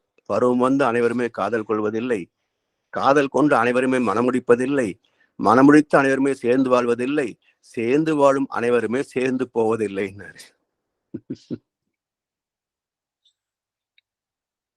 இது ஒரு விதி இல்ல. எல்லோரும் திருமணம் செய்து கொள்ள வேண்டும் என்ற கட்டாயம் கிடையாது. இயற்கையுடைய கட்டாயம் கிடையாது. அது மட்டுமல்ல, ஒரு குழந்தையை பெறுவதற்கென்றே ஒரு நியதி இருக்கிறது. இப்போ யானைகள் கூட்டத்துல எந்த ஆண் யானை போரிட்டு வெற்றி பெறுகிறதோ அந்த ஆண் யானை மட்டுமே பெண் யானை நெருங்க முடியும். தேனீக்களிலே அத்தனை ஆண் ஈக்களும் போட்டியிட்டு எந்த ஈ வெற்றி பெறுகிறதோ அது மட்டுமே ராணி தேனியோடு இணைய முடியும். இப்படி இயற்கையிலேயே ஒரு தேர்ச்சி இருக்கிற போது எல்லா ஆண்களும் குழந்தை பெற்றுக் கொள்வதா, எல்லா பெண்களும் குழந்தையை பெற்றுக் கொள்வதா, இதுக்கு ஒரு தேர்வு இல்லையா என்ற ஒரு கேள்வி எழுப்புகின்ற போது வள்ளுவர் சொல்றாரு, உரன் என்னும் தோட்டியான் ஓரைந்தும் காப்பான், வரன் என்னும் வைப்பிற்கோர் வித்து. அப்போ யார் திருமணத்திற்கு தகுதி உள்ளவன் என்றால், உரன் என்னும் தோட்டியான் ஓரைந்தும் காப்பான். உரன் என்றால் ஆண்மகன், வரன் என்றால் தகுதியுள்ள ஆண்மகன். என்ன தகுதி என்றால் ஓர் ஐந்தும் காப்பான். ஐம்புலன் கவர்ச்சி, மெய்வாய் கண்மூக்கு செவி என்ற ஐம்புலன் கவர்ச்சியிலே சிக்கிக் கொள்ளாமல் அவற்றை அறிவோடு பயன்கொள்ளக்கூடிய தகமை பெற்றவனே வரன். அப்படிப்பட்ட வரன் வைப்பிற்கு ஓர் வித்து, நல்ல சந்ததிக்கு உரமாக அமைகிறான். இவன்தான் உண்மையான இல்லறத்திற்கு தலைவன். இந்த இலக்கணத்தின்படி பார்த்தோம் என்றால் இந்த உலகத்துல ஒரு ஆண் கூட திருமணத்திற்கு தகுதி உள்ளவன் அல்ல. அப்புறம் குழந்தை பெரு குறைஞ்ச போயிரும் இல்லையா? அப்ப குழந்தை பெறுவதற்கான தகுதி என்ன என்பதை ராமாயணம் சொல்லுகிறது. 16 வயதுல ராமனுக்கு திருமணம் நிகழ்ந்தது. 12 ஆண்டுகள் இல்லறத்திலே அரண்மனையிலே வாழ்ந்தான். பிறகு 14 ஆண்டுகள் வனவாசம் போனான். ராவனை வதம் செய்து சீதையை மீட்டு திரும்ப அயோத்திக்கு வருகிறான். அடுத்த ஆண்டுதான் அவன் லவகுசன் என்ற இரட்டை குழந்தைகளுக்கு தந்தையாகிறான். இப்போ குழந்தை பெறுகின்ற போது ராமனுக்கு வயது என்னன்னு பாருங்க. முதல்ல 16, இல்லறத்துல இருந்த காலம் 12, பிறகு வனவாசம் போன காலம் 14, திரும்பி வந்து கர்ப்ப காலம் 1 வருஷம், எல்லாம் கூட்டி பார்த்தீங்கன்னா லவகுசன் பிறக்கின்ற போது ராமனுக்கு வயது 43. அப்ப என்ன தத்துவத்தை ராமாயணம் காட்டுகிறது என்றால், ஒரு ஆண் மகன் தன்னில் இருக்கின்ற ஆணவத்தை அடையாளம் கண்டு அந்த ஆணவத்தை வதம் செய்து ஆணவத்திடமிருந்து தன்னுடைய ஜீவாத்மாவை மீட்டெடுத்து அதனோடு இணைந்து மக்கட்பேரை உருவாக்க வேண்டும். அப்போ திருமணத்திற்கு ஒரு தகுதி இருக்கு, குழந்தை பெறுவதற்கும் ஒரு தகுதி இருக்கு. இந்த இரண்டையும் பின்பற்றி இருந்தால் மக்கள் தொகை 800 கோடி அல்ல, 8 லட்சம் கூட தாண்டி இருக்காது. எப்ப பற்றாக்குறை வர முடியும்? எனவே இயற்கையை புரிந்து கொள்ளவில்லை, இயற்கையை மதிக்கவில்லை. எனவே இயற்கை நம்மை பழிவாங்குகிறது. இயற்கைக்கும் அறிவு இருக்குல்ல. மனுஷன் நினைக்கிறான் தனக்கு மட்டும்தான் அறிவு இருக்கு, அதை வச்சுக்கிட்டு இயற்கை என்ன வேணா பண்ணலாம்னு நினைக்கிறான். ஆனா இயற்கை ஆதிக்கத்தை கையில் எடுத்தால் ஒரு மனிதன் கூட மிச்சமாக முடியாது. பாடம் கற்றுக் கொடுக்கும். நாளும் ஒவ்வொரு பாடம் கூறும் காலம் தரும் பயிற்சி என்றார் கவிஞர் பட்டுக்கோட்டை. என இறைவனுடைய இயக்கம் ஒவ்வொன்றிலேயும் ஒவ்வொரு மனிதனுக்கும் ஒவ்வொரு நாளும் ஒவ்வொரு கணமும் பாடத்தை தருகிறது. பாடத்தை கற்றுக்கொள்பவர்கள் உருப்படலாம், கற்றுக்கொள்ள தவறினால் வருத்தப்படலாம். Choice is hours. எனவே இதை தேர்ந்தெடுக்கக்கூடிய அறிவு வேண்டும் என்பதற்காகத்தான் மகான்கள் தத்துவத்தை நமக்கு போதித்திருக்கின்றார்கள். அதெல்லாம் சிந்திப்பதற்கு ஒரு மேடை இருக்கணும் இல்லையா, ஒரு இடம் இருக்கணும் இல்லையா, அதுக்குத்தான் அறிவு திருக்கோவில்கள் என்று சொல்லி அடுத்து நாம் உலகநல வாழ்த்து கவியை பற்றிய விளக்கத்தை அடுத்த அமர்வுகளை சிந்திப்போம் என்று சொல்லி வாய்ப்பளித்த அனைவருக்கும் நன்றி பாராட்டி இன்றைய சிந்தனை நிறைவு செய்வோம். வாழ்கோளமுடன், வாழ்கோளமுடன், வாழ்க வையகம்.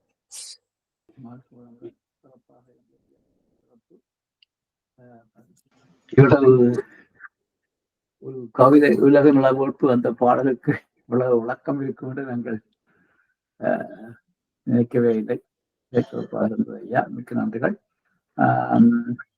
அன்பர்கள் சத்தம் குறைவாக இருக்கு. அன்பர்கள் உங்கள் கேள்விகளை கேட்கலாம். இப்பொழுது கைகளை உயர்த்தி.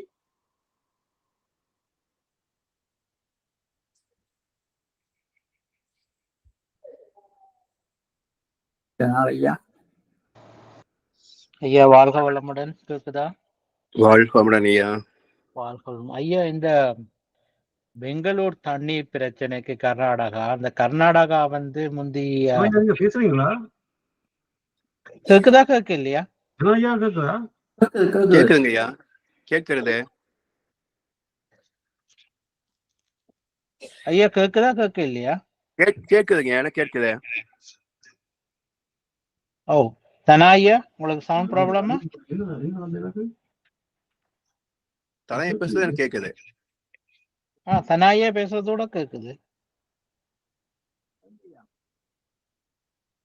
ஐயா, அந்த கர்நாடகா தண்ணி பிரச்சனைக்கு அவங்க காவிரி தண்ணிய தமிழ்நாட்டுக்கு தர மாட்டேன்னு சொல்லி சொன்ன இந்த கர்மா விதியா இருக்குமா ஐயா? இப்ப கஷ்டப்படுற தண்ணி இல்லாம அது சொல்ல முடியாது. ஏன்னா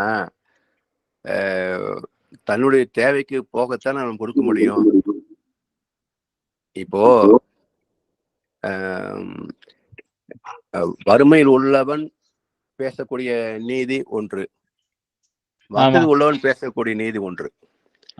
இப்போ நம்ம வீட்டுல தண்ணி தட்டுப்பாடு நேரம் வச்சுக்கல, நம்ம வீட்டு ஒரு குடம் தண்ணி இருக்கு, பக்கத்து வீட்டுல தண்ணி கட்டு கொடுப்போமா? எங்களுக்கு ஒரு குடம் தாங்க இருக்குது அப்படின்னு சொல்லுவோமா, இல்ல பாதி கொடுப்போமா? ஒரு குடம் தானே. அதே போல அவனுடைய மாநிலத்துக்கு போதுமான தண்ணீர் தான் அவன் பார்ப்பானே தவிர அடுத்த மாநிலத்துக்கு போகக்கூடிய தண்ணீர் பத்தி அவனுக்கு என்ன அக்கறை? இவன் தான் அடுத்து ஏன்னா மழை அதிகமா பெய்யற போது அவன் தேக்கி வச்சு முடியுதா? அப்ப அணையை திறந்து விடுறான்.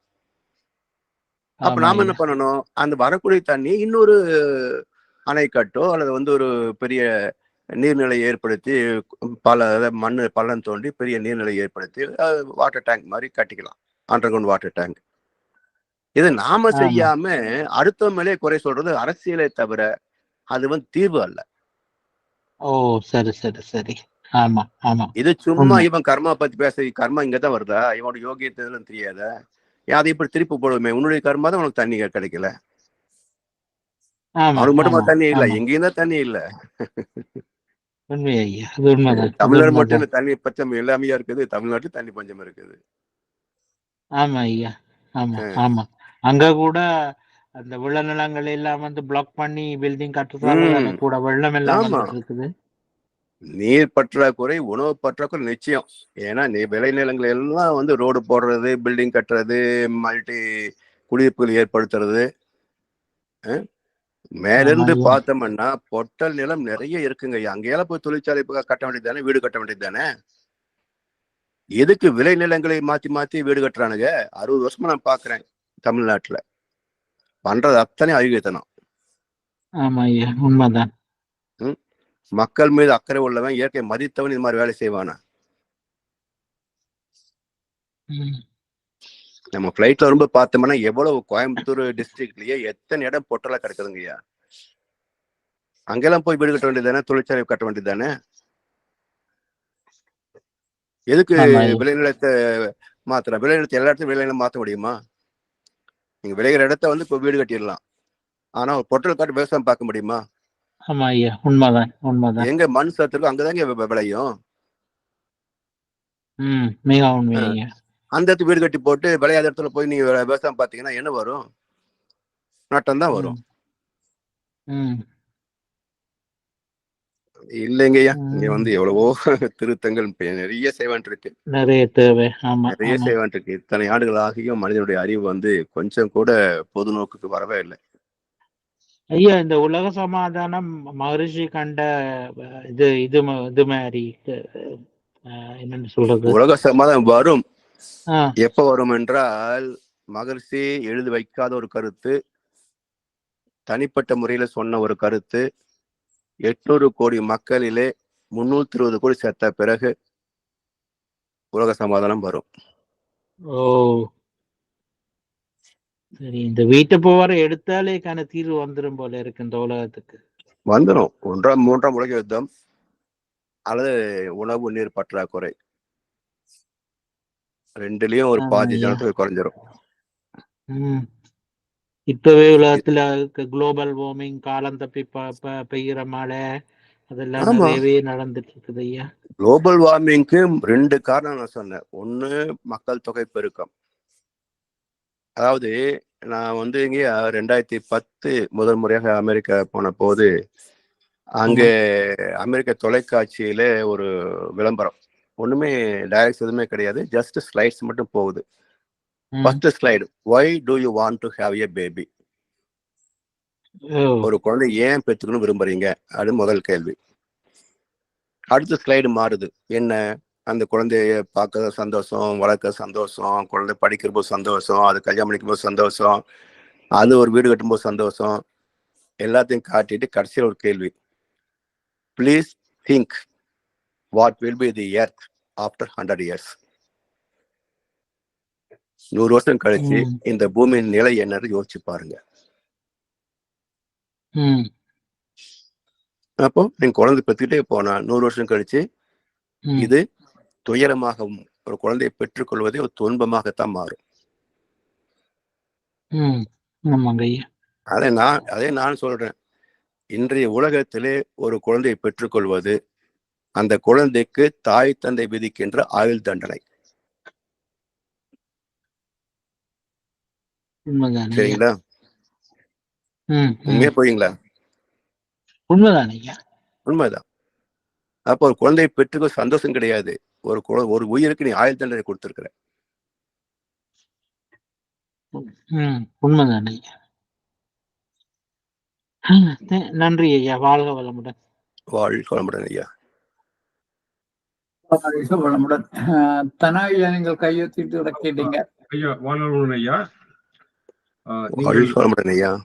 தொடங்கும் போது இந்த தலைவர்கள், பொறுப்புடைய தலைவர்களை பற்றி தொடங்கினீங்கள்.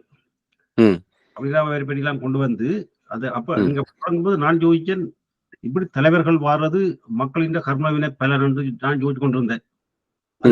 அதை நீங்க முடிக்கும் போது நீங்க அதை சொல்லிவிட்டீங்க. எப்படி என்று சொன்னால், ஒரு கருத்து சொன்னீங்கன்னு சொன்னால், நான் இப்ப எந்த மனிதரை பற்றியும் கஷ்டப்படாது கவலைப்படுவது இல்லை, நீங்கள் தானே அவங்கள எலெக்ட் பண்றீங்க, அப்படி ஒரு கருத்து சொன்னீங்க. அப்ப அதுல பார்க்கல கடைசியில பாத்தீங்கன்னு சொன்னால், இந்த மக்களின் கர்மவிலை பலரின்படிதான் தலைவர்கள் வாரத்துல இருந்து மத தலைவர்கள். உண்மை உண்மை உண்மை. சாமி சொல்லுவாங்க, வாழத் தெரியாதோர் வாழும் நாட்டில் ஆளத் தெரியாதோர் ஆட்சியை நடைபெறும். கோழை, கயவர், கொலைஞர், தடியர்கள், ஏழைகள், நோயுற்றோர் எங்குமே காட்சியாம். அப்பையா எல்லாம் இருக்கு பாருங்க, பர்ஃபெக்டா மேட்ச் ஆகும். அப்பையா இப்ப மக்கள் தொகை கூட சொன்னீங்க, இப்ப 800 கோடி மக்கள்னு அதுக்கேற்றமே அவையின் கர்ம விளைப்பன எல்லாம் சேர்ந்து வேலை செய்ய தலைவர்கள் இன்னும் போக மோசமா வந்து கொண்டு ஐயா. நிச்சயமா அதுதானே ஒரு நாள் நடந்துட்டு இருக்கு. போன வருஷம் பொற்காலம், அடுத்த வருஷம் பாக்குற இன்னைக்கு பொற்காலம் தான், அடுத்த வருஷம் இதோட மோசமா இருக்கும். ஒவ்வொரு நாளும் சமுதாயம் கீழ் நோக்கித்தான் பாய்கிறது, மேல் நோக்கி வரவே இல்லை, கீழ் நோக்கித்தான் பாய்கிறது. அப்படி வளர்ச்சி என்பதெல்லாம் வீழ்ச்சி தான். அப்பையா அதுக்கு தீர்வு வந்து நீங்க சொன்ன மாதிரி அந்த 320 கோடி மக்களும் சாகணும். செத்தாதான் மிச்சம் உள்ளவனுக்கு வாழ்க்கை பற்றி ஒரு புரிதல் வரும், பயம் வரும், ஒரு விரக்தி வரும். அதாவது எந்த மனிதனுக்கும் சாவு ஒன்று உண்டு என்பதை பற்றி அக்கறையே கிடையாதுங்க ஐயா. இப்போ சந்ததின்னு சொல்லித்தான் இத்தனை கொள்ளடிக்கிறானுங்க. இல்லைங்களா? உண்மை ஐயா. சந்ததி இல்லைன்னா இதெல்லாம் யாருக்கு போகும்? அதான் சாமி சொல்றாங்க, ஃபாரினிலே குழந்தைகளை அறிஞர்கள் வளர்க்கும் திட்டம். அந்த பாசம் என்பதை கட் பண்ணிடுன்றாரு. குழந்தை பிறந்த உடனே கொண்டு போய் ஒரு பொது இடத்துல விட்டுருங்க. அந்த குழந்தைகள் அறிஞர்கள் வளர்ப்பார்கள். கணவன் மனைக்கு அந்த வேலையே கிடையாது, அந்த பாசமும் கிடையாது. ஸோ பாசம் என்பதே வளர்ப்பினால் வரக்கூடிய தவிர பெற்றதனால் வருவதல்ல. இப்ப பிறக்கும்போது குழந்தை எங்கேயாவது போய் வச்சுங்களேன், எத்தனை திரைப்படங்களை பார்க்கிறோம். அது தெரியுமா இதுதான் தாய் தந்தைன்னு? அது சினிமாவுக்காக கடைசி கொண்டு ஜாயின் பண்ணுவோம் கிளைமேக்ஸ்ல. ஆனா நிஜ வாழ்க்கையில தவறி போன எத்தனை அனாதை குழந்தைகள் மீண்டும் தாய் தந்தை சேராமலேயே செத்து போறாங்க. அவங்கள எப்படி வாழ்றாங்க? எனவே மனித ஜாதியின் துயரம் யாவுமே மனதினால் வந்த நோயடா.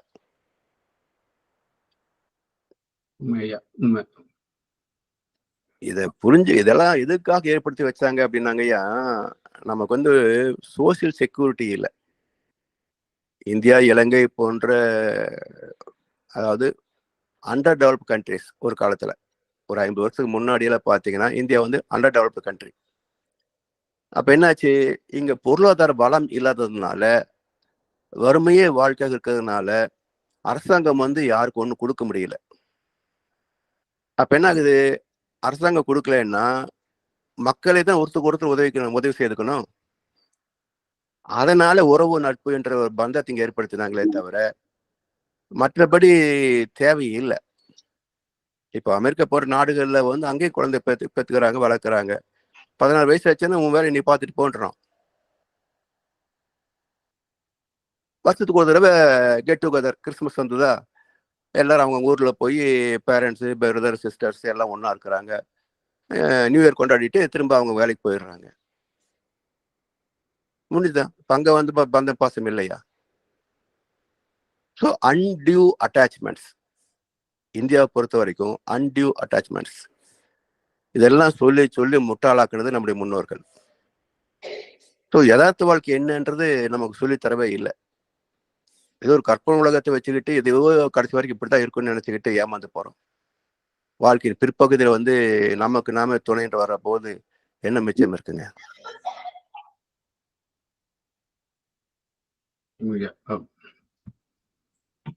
ஐயா, இன்னொரு கேள்வி வந்து இந்த நெல்மணிகள் வந்து 480 என்று சொன்னீங்கள். அது வந்து ஒரு நெல் நட்டால்? ஆமாங்க ஐயா, ஒரு விதை நெல்லுக்கு 480 நெல்மணிகள் வரும்.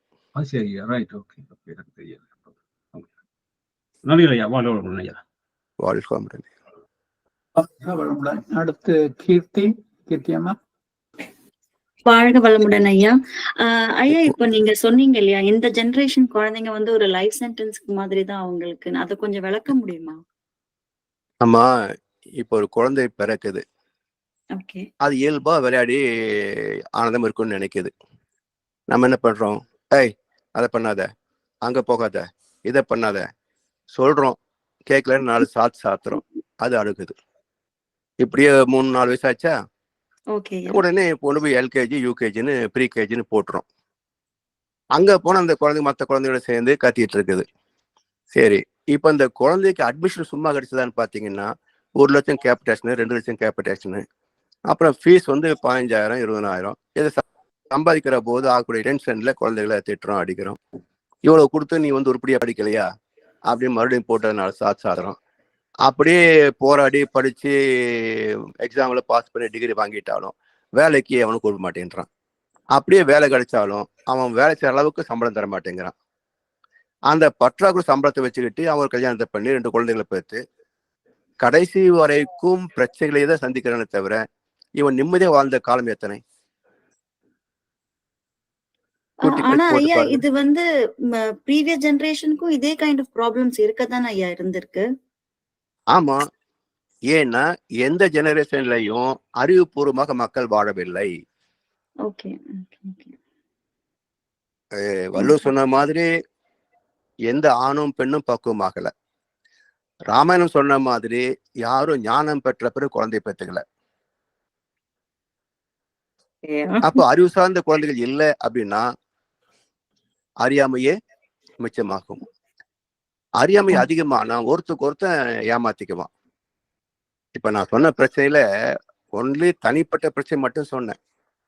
இதுல பால் பவுடர் கலப்படம், உடம்பு சரியில்லை டாக்டர்கிட்ட போனீங்கன்னா அவன் 10 ரூபாய் ட்ரீட்மெண்ட்டுக்கு 100 ரூபாய் ஃபீஸ் வாங்குறான். மருந்து வாங்கலான்னு போனா மருந்துல கலப்படம், உணவை வாங்கிட்டு போனா உணவுல கலப்படம். அந்த குழந்தை விரும்பி சாப்பிட்ற உணவு அத்தனையும் ஃபுட் பாய்சனு, பீஸா பர்கரு அது இதுன்னு எல்லாம் ஃபுட் பாய்சனு. அதுக்கு பிறகு இன்றைக்கு தமிழ்நாட்டில் ட்ரக்ஸ் கலாச்சாரம் ஸ்கூலுக்கு பக்கத்திலே வச்சு வைக்கிறான். 10க்கு 7 குழந்தைங்க அடிக்ட் ஆயிடுறாங்க, இல்லையா டாஸ்மாக் போயிடுறாங்க. இந்த குழந்தைக்கு சரியில்லைன்னா அம்மா அப்பாவுக்கு நிம்மதி இருக்குமா? எவ்வளவு நேரம் அந்த குழந்தைய பாதுகாக்க முடியும்? ஸ்கூலுக்கு போயிட்டா அவங்க எப்போ வர்றாங்க, என்ன பண்றாங்க, ஃப்ரெண்ட்ஸோட என்ன செய்யறாங்க நமக்கு தெரியாது. எத்தனை பிரச்சனை இருக்கு பாருங்க. ஓகே ஐயா, அதே மாதிரி லாஸ்ட் கிளாஸ்ல வந்து நீங்க சொல்லியிருந்தீங்க விதியும் ஹேப்பனிங்கும் வந்து செப்பரேட் பண்ணவே முடியாது அப்படின்ட்டு. அத கொஞ்சம் விளக்க முடியுமா ஐயா? அது அதாவது விதி என்பதே இயற்கை சட்டம் தான்மா. அதாவது ஸ்பேஸ்ல இருந்து எனர்ஜின்னு தோன்றும் போது வர்றது லா ஆஃப் மியூட்டேஷன், இயல்புக்க விதி.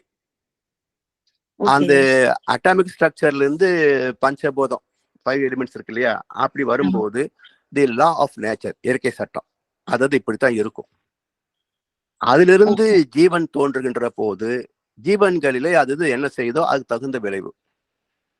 இப்படி 5 விலங்கு பறவைகள் வரைக்கும் வாழ்ந்த வாழ்க்கை முறை, அதிலிருந்து வந்த மனிதனுக்கு அத்தனை கேரக்டர் நம்ம கிட்ட இருக்கு.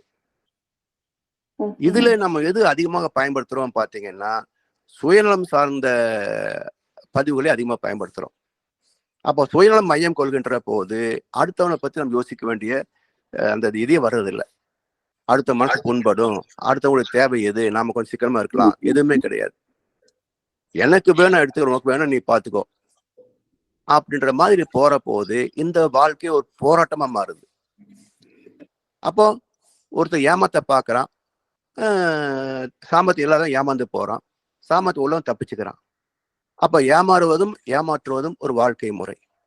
அரசியல்வாதியும் ஏமாத்துறான், வியாபாரியும் ஏமாத்துறான், பூசாரியும் நம்மளை ஏமாத்துறான். இத்தனைக்கும் ஈடு கொடுத்த பிறகு மிச்சம் உள்ளது நம்ம வாழ்க்கை. யாருக்காக நம்ம வாழ்றோம் பாருங்களேன். யோசிச்சு பாத்தீங்கன்னா, பெற்றேன் பல் பிறவி பிறருக்கே உழைத்து ஏழையானேன். எனக்கு நான் வாழ்ந்தேனா? யோசிச்சு பாருங்க. தனி மனிதன் எடுத்துக்கங்க, வேலை செய்யறான், சம்பாதிக்கிறான், கொஞ்ச நாள் ஹாப்பியா இருக்கிறான், இன்னும் சந்தோஷமா இருக்கலாமா சார், கல்யாணம் பண்ணிக்கிறான். அப்புறம் குழந்தைய பிறகு உடனே வந்து அவங்கள பார்க்கணும், குழந்தைய வளர்க்கணும், படிக்க வைக்கணும், வீட்டு செலவு பார்க்கணும், மருத்துவ செலவு பார்க்கணும். அதுல குடும்பத்தையே மறந்து சம்பாதிக்கிறதே வாழ்க்கையா போயிடுது. எத்தனை குடும்பங்கள்ல கல்யாணம் பண்ணிக்கிற போது இருந்த அந்யோன்யம் வயசான போது இருக்குதுங்க. ஏன் அது மறந்து போச்சு? அது லவர்ஸ் டே அப்படின்னா உடனே பச்சை பனியன் போட்டு அலையிறது நினைக்கிறானுங்க. அது அன்பின் திருநாள். அது ஒவ்வொரு வருஷமும் அன்பு நம்ம எவ்வளவு செலுத்துறோம், கல்யாணம் பண்ண புதுசுல எப்படி இருந்தோம், இப்ப எப்படி இருக்கிறோம், இந்த அன்பு ஏன் காணாம போச்சு? எது அதை ஆக்கிரமித்தது? யோசிச்சு பாருங்க. யோசிக்கிறதுக்கே மக்கள் தெரியலையே. இதுதான் வாழ்க்கை, இதுதான் பயணம் தான் வாழ்ந்துட்டு இருக்கிறாங்க. இப்படிதான் எல்லாருமே எனக்கு தெரிஞ்சு வாழ்ந்துட்டு இருக்கோம்னு நினைக்கிறேன். இப்ப நீங்க சொல்லும் போதுதான் கொஞ்சம் ரிஃப்ளெக்ட் பண்ணி பார்த்தா ஃபேக்ட்னு தெரியுது. ஏன்னா லைஃப் லீட் பண்றதுக்கு சிச்சுவேஷனே அமையல. கரெக்ட். ஆமா. கல்யாணம் ஆன புதுசுல பாத்தீங்கன்னா நீ என்று நான் இல்லை, நான் என்று நீ இல்லைன்றான். அப்ப 10 வருஷம் கழிச்சுக்கு அப்புறம் இந்த சனியை கட்டி எந்த அவஸ்தைப்பட வேண்டாம் இவன் சொல்றான், அந்த சனியை கட்ட அதுன்னு அந்த அம்மா அப்படி சொல்லுது. இதுதான் உண்மை. கரெக்ட் ஐயா. இப்போ அதே மாதிரி இப்போ நீங்க சொல்ற மாதிரி cause and effect theory base பண்ணியோ இல்ல நம்மளோட இம்ப்ரின்ஸ் வச்சுதான் நம்மளோட லைஃப் வந்து எப்படி இருக்குன்னு நம்ம இது பண்றோம். ஆனா அது வந்து முன்னோரோட இம்ப்ரின்ஸ் வந்து நம்ம லைஃப எப்படி எஃபெக்ட் பண்ணுது அப்படின்னா? அதாவது ஒரு இம்ப்ரின்டோடைய டைம், எஃபெக்டிவ் டைம் பாத்தீங்கன்னா 140 இயர்ஸ்மா. வாவ், ஓகே ஐயா. அப்ப 140 இயர்ஸ் அப்படின்னு பாத்தீங்கன்னா ஒரு 20 வயசுல சர்வசாதாரணமா அப்பெல்லாம் கல்யாணம் பண்ணி, இப்பெல்லாம் 20-30 போயிடுச்சு வச்சுங்களேன். இருந்த Okay. இன்றைக்கும் 20-25 வயசுல கல்யாணம் பண்ணிக்கிறாங்க. அப்ப 20 வச்சீங்கன்னா 7 தலைமுறை வரும் இல்லையா? Okay. அப்ப 7 தலைமுறை அல்லது 140 இயர்ஸ் வரைக்கும் ஒரு இம்ப்ரிண்ட் உடைய பொட்டன்ஷியல் இருக்கும். Okay. அது நல்லதா இருந்தா நமக்கு நல்லது கொடுக்குது, கெட்டதா இருந்தா துன்பத்தை கொடுக்குது. அப்ப இதுதான் காரணம் தெரிஞ்சுக்கிட்டு இதை நம்ம மாத்துறதுக்கு பதிலா சாமிக்கு பொங்கல் வச்சா சரியா போயிடும், உண்டியில காசு போட்டா சரியா போயிடும், ராசிக்கல் போட்டா சரியா போயிடும், பேர்ல வந்து ஒரு சேர்த்து போட்டா சரியா போயிடும் அப்படின்னு நம்மளை ஏமாத்துறானுங்க. இந்த ஏமாற்றத்துல நமக்கு செலவு வருமே தவிர மாற்றம் வருமா? வந்தது இல்லை. அப்ப என்ன ஆகுது? செய்த பாவ செயல்களே திரும்ப திரும்ப செய்கிற போது துன்பங்களே அதிகம் வரும். அப்ப பாவம் ஏன் செய்யறான்? இதுல பாருங்கம்மா, இதுலயும் கூட எம்ப்ளாய்டு பீப்புள் ஆர் கிஃப்டட் சொல்லுவேன். என்ன கொஞ்சம் கம்மியா சம்பளம் தர வச்சுக்கலாம், இருந்தாலும் கூட வி ஆர் கிஃப்டட். ஏன்னா மாசமான இவ்வளவு வருது, இதுக்குள்ள ஒரு குடும்பத்தை நம்ம வந்து ஒரு சிஸ்டம் பண்ணிக்கலாம். ஆனா சுயமா தொழில் உள்ளவன் வச்சுக்கல, அதிகமா சம்பாதிக்கிறோம் பிரச்சனை இல்லை, கம்மியா சம்பாதிக்கிறோம் தர்மம் பார்க்க முடியுமா? பண்ண முடியாதுதான். அவன் முதல்ல வயிற்று பிறப்ப பார்ப்பானா, தர்மத்தை பார்ப்பானா? அப்ப அதர்மம் என்பது என்ன? எவன் கிடைக்கிறான் அவன் ஏமாத்து. அப்ப ஏமாற்றுகின்ற போது ஏமாந்தவனுக்கும் வருத்தம், ஏமாத்தினவனுக்கும் பாவம். அப்ப சமுதாயம் இப்படி இருக்கிற போது உங்களுக்கு நிம்மதி வாழ்க்கை வாழ முடியாது. இதுலயும் வந்து புண்ணியத்துல பலன் என்ன? இப்ப நடுத்தர குடும்பத்தை பிறக்கிறோம், குழந்தைங்க நல்லபடியா வாழ்த்துருக்கிறோம், அவங்க நல்லா இருக்கிறாங்க. ஸோ நம்ம அளவில் we are well settled. இதான் புண்ணியம் அதிகமா இருக்கக்கூடிய பலன். ஏன் பல பேர் வந்து சுயமா தொழில் செஞ்சு அதுல சரியா சம்டைம்ஸ் நல்ல லாபம் வருது, சம்டைம்ஸ் நிறைய நட்டம் ஆயிடுது, இருக்கிற இடம் தெரியாம காணாம போயிடுறாங்க அப்படின்னா பாவத்தின் சம்பளம். அதனால்தான் மனிதன் பாவம் செய்யாத வகையில சமுதாயத்தை நிர்வகிக்கக்கூடிய திறம் வந்து ஞானிகளுக்கு தான் உண்டு, அரசியல்வாதிகளுக்கு அது கிடையாது. உலகமே அரசியல்வாதிகளை நம்பி இருக்கிறதுனால, மதவாதிகளை நம்பி இருக்கிறதுனால, தொழில்வாதிகளை நம்பி இருக்கிறதுனால இந்த 3 பேரும் மக்களை ஏமாத்தி தன்னை மட்டுமே சாவதியமா வளர்த்துக்கிறாங்க. அது எத்தனை தலைமுறை வளர்த்துக் கொள்ள முடியும்? 3-4 தலைமுறை எப்படி ஒரு நாள் சாஞ்சே போவான். எப்போ ஏன்னா அந்த பாவத்தின் சுமை கூடுகின்ற போது அங்க புண்ணியமே இருக்காது, பாவம் மட்டுமே இருக்கும். அப்ப என்ன ஆகும்? இப்போ தமிழ்நாட்டுல வசிக்கிற மாதிரிதான், ஏழெல்லாம் மொத்தமா கூண்டோட ஜெயிலுக்கு போறானுங்க, அவ்வளவுதான். 60 வருஷம் ஏமாத்தியாச்சு, 2 தலைமுறை தாண்டியாச்சு, 3வது தலைமுறை வந்தது, இப்ப மாட்டிச்சு. 4வது தலைமுறைக்கு எங்க? ஜெயில் தான் வாழ்க்கை. இயற்கை இவ்வளவுதான் கணக்கு. 3 தலைமுறைக்குள்ள தர்மத்தை சார்ந்திருந்தால் புண்ணியம் அதிகமா இருக்கும், பாவத்தையே செஞ்சுட்டு இருந்தா பாவம் சேர்ந்து போயிடும். மொத்த பாவம் சேர்ந்து போச்சுன்னா அப்புறம் விதி என்னங்க? துன்பத்தை மட்டுமே சந்திக்க வேண்டியிருக்கும். அதனாலதான் வள்ளுவர் என்ன சொல்றாருங்க, நமக்கு செல்வம் வருகிறதுன்னு சொன்னா அது புண்ணியத்தின் பலன். ஒரு வசதியான வாழ்க்கை வருதுன்னு சொன்னா புண்ணியத்தின் பலன். அப்படி ஒரு வசதியான வாழ்க்கை வருகின்ற போது இந்த பணத்தை புண்ணியமா மாத்துங்கிறார். புண்ணியம் பணமா மாறிச்சு, அப்படி பணம் அதிகமா வருகின்ற போது பணத்தை புண்ணியமா மாத்து. எப்படி? அற்றார் அழி பசி தீர்த்தல் அக்து ஒருவன் பெற்றான் பொருள்வை புழி. சிக்கல் இருக்கக்கூடியவங்க அவங்களுக்கு உதவி செய்கின்ற போது இந்த பணம் புண்ணியமா மாறுது. நம்மை காப்பது எது? என்ன? பணம் அல்ல, புண்ணியம். புண்ணியத்தின் பயன் பணமா கிடைச்சது, பணத்தை புண்ணியமா மாத்தணும். டாலரை பணமா மாத்து, ருப்பியா மாத்து, ருப்பி டாலரை மாத்துனா மட்டும் போதுமா? புண்ணியத்தை பணமா மாத்து, பணத்தை புண்ணியமா மாத்து. இதுதான் இயற்கை சட்டம்.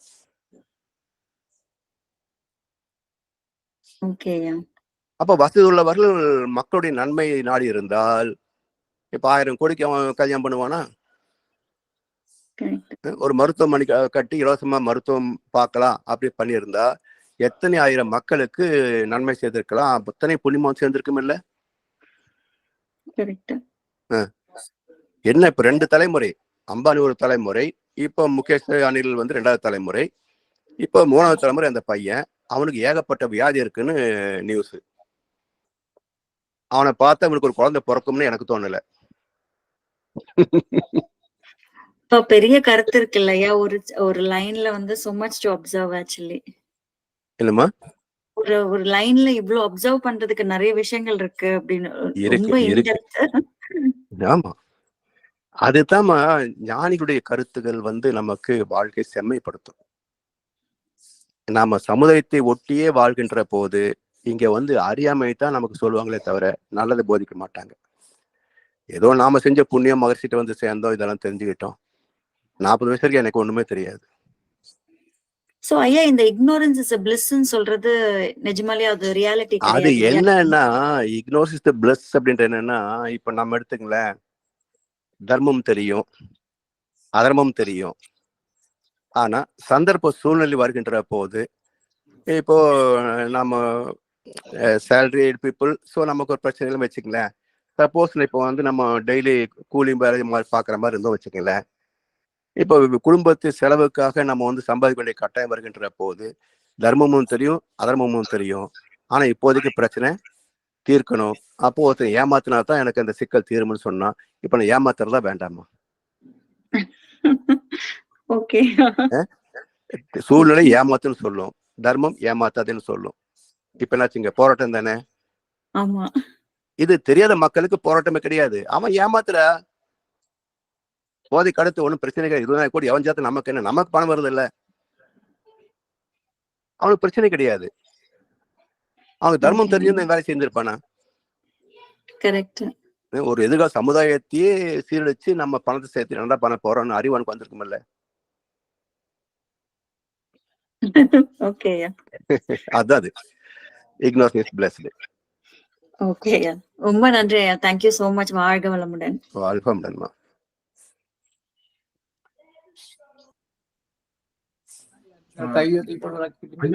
ஐயா ஒரு சின்ன பர்சனல் கேள்வி ஒன்று சொல்லி. வாழ்க வளமுடன், சொல்லுங்க ஐயா. நீங்க கேட்கலாம தெரியல, நான் கேட்கணும் மாதிரி இருக்கு. நீங்க சொன்னீங்க 40 வயசுலதான் நீங்க வந்து மார்க்சிட்ட வந்து அதுக்கு மேல உங்களுக்கு ஆத்மீயத்தை பற்றி ஒன்றும் தெரியாதுன்னு சொல்லி. ஒன்னும் தெரியாதுங்க. ரைட். அப்படின்னாக்க நீங்கள் பிள்ளை பிறகுல உங்களுக்கு ஞானம் இல்லை கிடையாது. பிள்ளைகள் அப்படி இருக்கிறோம் ஐயா, நல்லா இருக்காங்க. அப்ப நான் ஞானம் இல்லதான் நீங்க பெற்றீங்க. அதாவது ஞானம் இல்லாம தான் பெற்றோம், ஆனா புண்ணியம் இருக்குல்ல. அது ஓகே. அப்ப ஞானமும் இருக்கணும், புண்ணியமும் இருக்கணும், அப்படி ஐயா? புண்ணியம் இருந்தா தான் ஞானத்துக்கே வருவோம். சரி சரி. அப்ப ஓகே, ரைட். அப்ப ஐயா, இப்ப நீங்க அந்த ஞானம் பெற்ற ஞானம் வந்தது இப்பதான் பிள்ளைகளை பெறணும்னு இல்லை, அது சின்னத்தை அது எனக்கு தெரிஞ்சிருந்தா அப்படி பண்ணிருந்துக்கலாம். எனக்கு தெரியலையே, யாரும் சொல்லி தரலையே. இல்லையா? அதுலப்பா இதுல மெயின் என்னன்னு சொன்னா, எல்லாத்துக்கும் புண்ணியம் இருக்கணும். ஆமா, புண்ணியம் இருக்கணும், கர்ம வினைப்பெற நல்லா தாங்க ஐயா. அதாவது நீங்க இறைவனையே அறிய வேண்டிய அவசியம் கிடையாது, ஒழுக்கம் இருந்தால் போதும். ரைட், சரி. இப்ப நான் பக்தியில கூட என்ன சொல்ல வரேன்னா, எல்லாம் பண்ணிக்குங்க, ஒழுக்கம் இருக்கா பாருங்க. ரைட், அது விளங்குது. இறைவனை வணங்க போறோம்னா எல்லாம் வரிசையில போகணும், முந்திட்டு போகக்கூடாது. அது ஒழுங்கினம். வரிசையில போனோமா, ரைட், நம்முடைய டேர்ன் வந்தாச்சு, நம்ம போய் முன்னாடி நிக்கிறோம், அடுத்தவங்க தரிசிக்கணும்னு நினைக்கணும். நாமளே கடவுளை வீட்டுக்கு கூட்டிட்டு போற மாதிரி நின்றுட கூடாது. அங்கேயே நல்லா பார்த்தேன், 10 நிமிஷம் அப்படியே நின்றுட்டேன். நீ 10 நிமிஷம் பின்னாடி 100 பேர் பார்க்க வேண்டிய வாய்ப்புகள் இழந்து போச்சு அவங்களுக்கு. அப்போ தன்னை போல பிறரின் தன்மை வேண்டுமே. தெய்வத்தின் கடாட்சமே என்னாலும் எனக்கு மட்டும் வேண்டாம், எல்லாரும் பங்கு போட்டு கொடு. அந்த பக்குவம் இருந்தா தாங்க புண்ணியம். இல்லையா? நான் ஐயா உங்களை பற்றி அடிக்கடி யோசிக்கிறேன். அவங்களோட சிந்தனைகள் கேட்கும் பொழுது நீங்க உலகத்தையும் என்னென்று கலெக்ட் பண்ணி எப்படி கனெக்ட் பண்ணி செய்யறீங்கன்னு அடிக்கடி யோசிக்கிறேன் நான். அப்ப நீங்க 40 வயசுல வந்தேன்னு சொல்லுவீங்க, அதையும் யோசிக்கிறேன் நான். அப்ப என்னன்னு சொன்னால், நீங்க சொன்னீங்களா ஒரு புண்ணியம் இருந்த, அப்ப புண்ணியம் இருந்தபடியினாலே தான் நீங்க வந்து அந்த வேதமேற்கு 40 வந்தாலும் நீங்க சொல்லிருக்கீங்க கண்ணதாசன் அந்த தத்துவ பாடல்களை எல்லாம் கேட்டு ரசிக்கிறான்னு சொல்லி. ஆமா ஆமா. அப்ப உங்களுக்கு அந்த தத்துவத்துல ஒரு ஈடுபாடு ஏற்கனவே இருந்திருக்கு. ஆமா ஆமா, அதுதான் அந்த புண்ணியம். ஆமா. அப்ப ஏற்கனவே உங்களுக்கு அந்த ஆத்மீய அந்த இது வந்து உங்கள்ட்ட கர்மா உங்கள்ட்ட பதிவுல இருக்காங்க. ரைட். அந்த பதிவில பிறந்த பிள்ளைகள் தான் அவையெல்லாம் நல்லா, அந்த பதிவில பிறந்த பிள்ளைகளோடய நல்லா இருக்கணும் எல்லாரும். ஆமா அந்த பதிவோட நீங்கள் இங்க வந்தபடியால விதித்து வந்தபடியால தான் அந்த வேதாத்திரியத்துல உணர்த்து வரக்கூடிய இருந்தது. ஆமாங்க. ஏன்னா ஆமா அப்படி வந்தால் எல்லாரும் அப்படி இல்லை தானே. ஆமா ஆமையா. அப்போ அருமையா அந்த புண்ணியம் நாங்க அடிக்கடி சொல்லுவோம். இப்ப வந்து நாம இப்ப எல்லாரும் வந்திருக்கிறோம், இந்த வேதாத்திரி மாஸ்கிட்ட வந்தது நாங்கள் செய்த புண்ணியம். ஆமா அது மாதிரி இன்றைக்கு ஐயாயிரம் சிந்தனை முறையை கேட்கறது நாங்கள் செய்த புண்ணியம். எல்லாரும் முடியாது. ஆமா அனுபடியா நல்ல கருத்துக்கள் நம்ம வந்து சேர்வதே புண்ணியம் தாங்கய்யா. ஆமையா. அதுக்கு ஐயா அப்ப ஐயா ஏற்கனவே நாங்கள் அது புண்ணியம் செய்திருக்க வேணும். ம் அப்படி இருக்கும் பொழுது அந்த மெட்டவே குறை சொல்ல முடியாது. என்ன புண்ணியம் செய்ய இல்லை. ஆமா அதான் ஐயா. ஐயா. ஓகே. குறைபாடு அதாவது 100% அப்படி எடுத்தீங்கன்னா ஒவ்வொருத்தரும் ஒவ்வொரு பர்சன்டேஜ்ல நிக்கிறாங்க. Right right. ஓமையா. வணக்கம். அதாவதுங்க இப்போ 7 தலைமுறை கணக்கு இருக்கு பாருங்கய்யா. ஆம். இந்த 7ல ஒரு 3வது தலைமுறை வரைக்கும் புண்ணியம் அதிகமா இருந்தா தான் ஆன்மீகத்துல வந்து நிக்க முடியும். உண்மையா. உண்மை. அது அந்த புண்ணியமே இல்லைன்னு வச்சுக்கோங்க, அது ஃபர்ஸ்ட் ஜெனரேஷன், அது ஏமாந்து அதுலயே நிக்குமே தவிர அது மேன்மைக்கு வரவே முடியாது. இப்போ பக்தர்கள் எண்ணிக்கை எவ்வளவு, ஞான மார்க்கத்தில் வரக்கூடியவர்கள் எண்ணிக்கை எவ்வளவு பாருங்களேன். கோடிக்கணக்கான பக்தர்கள். ஆனா ஒழுக்கம்னா என்னன்னு தெரியாது. ஒழுக்கம் தேவையில்லை, இதுதான் ஒழுக்கம் நினைக்கிறான். அப்ப தன்னை சார்ந்த சுயநலம் மட்டுமே அங்க இருக்க தவிர நம்ம மாதிரிதான் மத்தவங்க அப்படின்ற ஒரு மன விரிவே அங்க கிடையாது. அப்ப என்ன ஆகுது, அது பாவத்தின் வெளிப்பாடு, மீண்டும் பாவத்தையே செய்யறான். உண்மை. அதனால நீங்க உண்மையான ஆன்மீகத்துக்கு வரணும்னு சொன்னா 3வது தலைமுறை வரைக்கும் நமக்கு புண்ணியத்தினுடைய பலன் வந்துட்டு இருந்தா தான் நாம இந்த மாதிரியான உண்மையான ஆன்மீகத்துக்கு வருவோம்.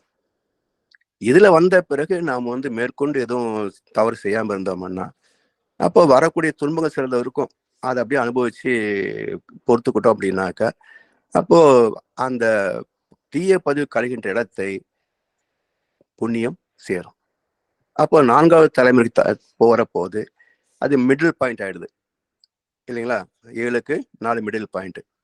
இந்த மிடில் பாயிண்ட் வரைக்கும் புண்ணியத்தில் வந்துட்டோம்னு சொன்னா அடுத்து வரக்கூடிய தலைமுறைக்கு தடுமாற்றம் இருக்காது. அவங்க தர்மத்தின் படியே தான் வாழ்வாங்களே தவிர அவர்களுக்கு வந்து அதர்மத்தை செய்யக்கூடிய சூழ்நிலை கூட வராது. அடுத்து 6வது தலைமுறை வருகின்ற போது இன்னும் பியூரிஃபைடா போகும். அப்ப இந்த 4 வரைக்கும் சென்டர் மிடில் பாயிண்ட் வர வரைக்கும் தான் போராட்டமா இருக்கும். அந்த மிடில் பாயிண்ட் வரைக்கும் நம்ம வந்து தர்மத்தை பின்பற்றி விட்டோம் என்றால் அடுத்து 5, 6, 7 தலைமுறைல மிக லகுவாக தர்மத்தை சார்ந்து வாழ்ந்துருவாங்க. அவங்களுக்கு வாழ்க்கையில சிக்கல் கூட அதிகமாக வராது. இதுதான் இயற்கையின் கணக்குங்கய்யா. அந்த பிறப்பும் தீயவை தீண்டா பழிப்பிறங்க பண்புடை மக்கட்பெறேன். 7 பிறப்புக்கும் நம்ம வந்து தர்மத்தையே சார்ந்து வாழக்கூடிய வாழ்க்கை அமைந்து விட்டால் 8வது பிறப்புல ஞானம். ஆமாய்யா. அந்த 3வது தலைமுறைன்னு சொன்னீங்க தானே ஐயா. 3வது தலைமுறை நினைக்கல, இப்ப 7 தலைமுறையில 1, 2, 3 3வது. அப்ப இப்ப நாங்கள் வந்து 4வது தலைமுறை சொன்னா அந்த 3வது தலைமுறை உள்ளால் வந்து புண்ணியம் செய்திருக்கணும். அப்படியா ஐயா? நாம 3 to 4 நிக்கிறோம் சொல்லலாம். ரைட். ஓகே. ஏன்னா 4 வந்துட்டோம்னு சொன்னா போராட்டம் ரொம்ப குறைஞ்சு போயிருக்கும். விளங்குது ஐயா. That's fine.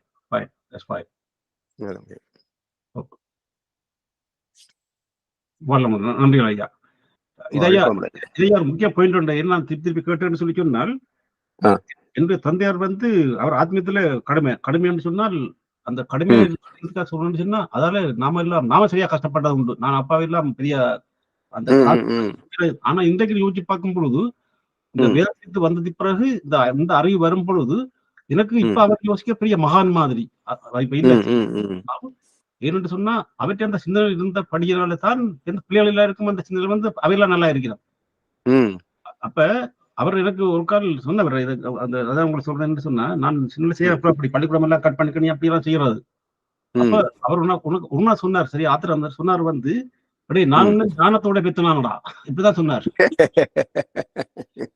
இல்லையா இது ட்ரூ. என்னன்னு சொன்னார் உங்களுக்கு சொல்லியிருக்கேன். அவர் சொன்னார், அம்மா வந்து நான் எளியா இருக்க அம்மா வந்து நிமோனியா வந்து அம்மா இறந்துட்டா. அப்ப அப்பா சொன்னார், இப்படித்தான் சொன்னார். என்ன சொன்னா, அப்படியே நான் ஞானத்தோட பெத்தனான் சரியே, நீ வந்து உன் அம்மாவுக்கு அவ பேரை தேடி விட்டுறாத இரண்டு சொல்லி சொன்னா அப்படி ஒரு கதை சொன்ன எனக்கு அப்ப புரியலைன்னு சொல்லி அவர் சொன்ன கருத்து நீ இப்படி எல்லாம் இது உதவாக்கரையா வந்தியோன்னு சொன்னால் எந்த பிள்ளைன்னு சொல்ல மாட்டேன் அதுபடியா அம்மாவுக்கு அவ பேர் அப்படி ஒரு கருத்து சொன்ன எனக்கு அது புரியவே இல்லை. இந்த வேதத்திரியத்துல வந்து இந்த கருத்தொடர் போல அப்படி இப்படி அந்த கரு அப்படி இதெல்லாம் கேட்டு போட்டுதான் அவர் என்ன சொன்னாரு அப்ப புரிஞ்சது எனக்கு.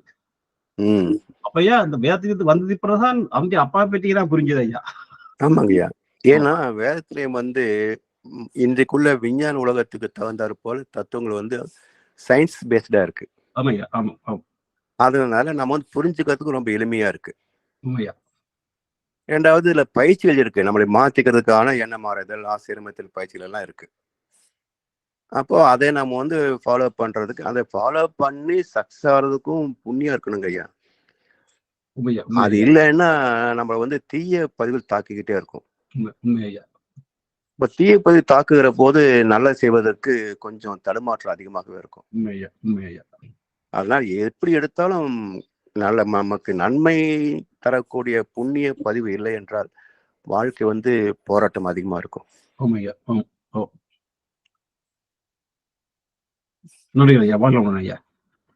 அதுக்காகத்தான் வள்ளுவர் ஏதோ குறள் வள்ளுவர்கிட்ட படிச்சேன்னா வேற எங்கேயோ படிச்சேன்னு தெரியல. நான் அந்த குறள் மறுபடியும் திரும்பி பார்த்தேன், அது கிடைக்கல. வேற எங்கேயோ படித்த ஞாபகம் நினைக்கிறேன். அது என்ன கருத்துன்னா, வறுமைக்கு பயந்துதான் மக்கள் வந்து அதிகமாக அதர்மத்தை செய்யறாங்க, பாவத்தை செய்யறாங்க.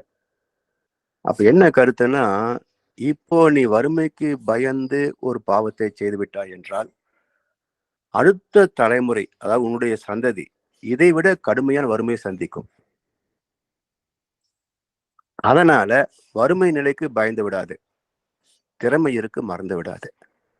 எப்படியாவது நம்முடைய சாமர்த்தியத்தை டெவலப் பண்ணிக்கிட்டு வரக்கூடிய வருமானம் குறைவுதான் என்றாலும் அதுக்குள்ள ஒரு ஒரு ஒரு ஒரு மிக சிக்கனமான வாழ்க்கையை தான் வாழ முடியும் என்றாலும் அதுக்குள்ள வாழ்ந்துட்டு அப்போ இந்த வறுமையிலிருந்து வெளிவர முடியும். மக்களுக்கு அது தெரியாதனால வறுமை வருகின்ற போது ஈஸியா தப்பு பண்ண பாக்குறாங்க. அந்த தப்பு பண்ண விடாம இருக்கிறதுக்கு தான் செல்வந்தனுடைய துணை வேணுன்றார். இப்போ வறுமையில் உள்ளவங்க ஏன் தவறு செய்யறாங்கன்னா வறுமை நீக்குவதற்காகத்தானே. அப்போ செல்வந்தன் வந்து அதை பொறுப்படுத்தின வச்சுங்களேன், ஒரு உதவி செய்யறான், இல்ல அவனுக்கு ஒரு நல்ல சேலரி கொடுக்குறான்னு வச்சுங்களேன், அப்போ அவன் அந்த தவறு செய்ய வேண்டிய வாய்ப்பு இருக்காது. அதுக்கு மேல தவறு செய்யற போது அவனை தண்டித்து திருத்தணும். அப்ப சட்டம் அங்க உதவி வந்துடுது. இப்ப என்ன ஆகுது, இப்போ இந்தியாவோட நிலைமை என்ன பாத்தீங்கன்னா, தனி மனித ஒழுக்கம் இல்லை, சட்டத்திலையும் வலுவான விதிகள் இல்லை. அப்ப என்ன, அது திருடர்கள் அதிகமாக்கிட்டே போறாங்க. சட்டம் வந்து கடுமையா இருந்தா தான் மனிதன் திருந்துவான். சட்டத்துல கருணை இடம் கொடுக்க கூடாதுங்க. சட்டத்துல கருணை இடம் புரிஞ்சுச்சுன்னா குற்றவாளி எண்ணிக்கை அதிகமாகும். வாழ்க்கை ஐயா.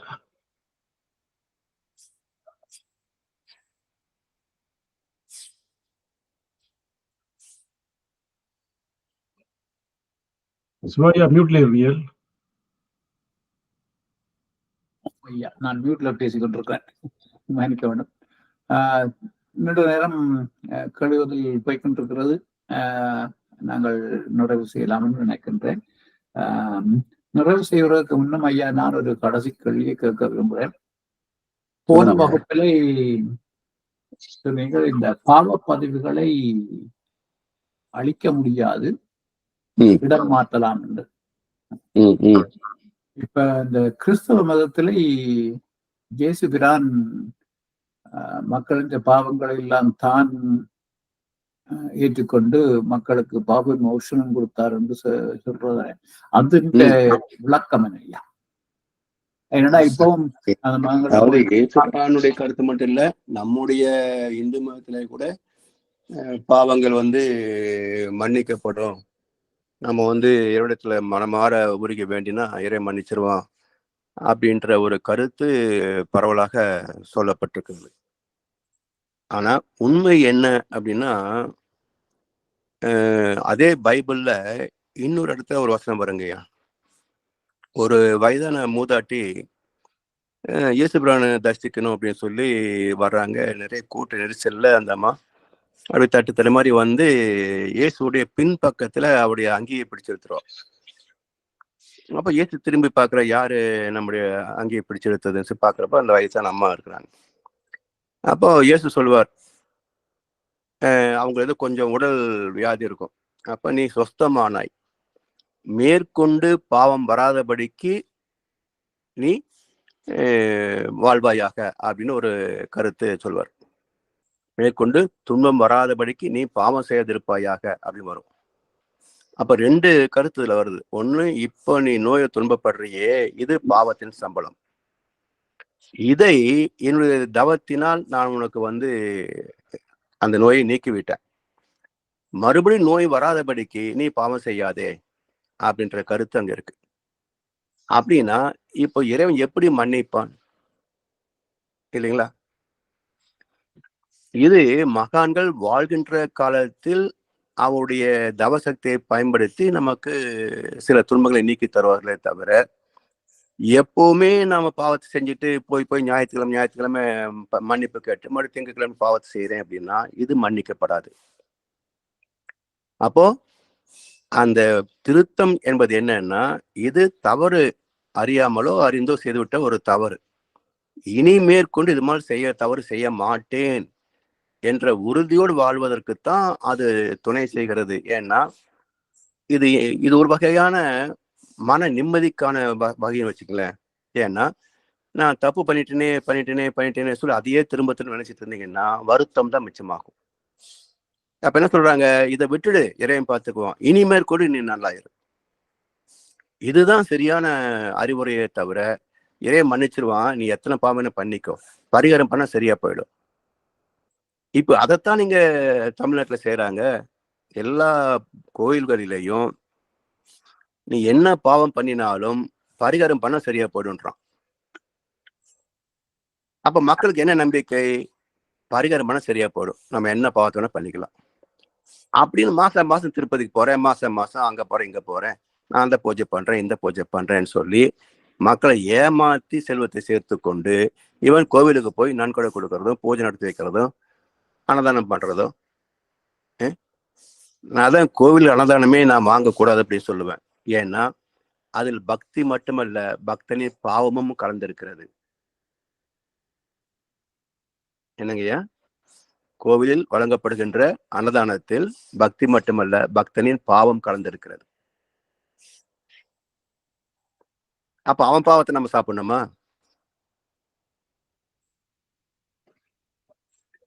என்னங்கய்யா?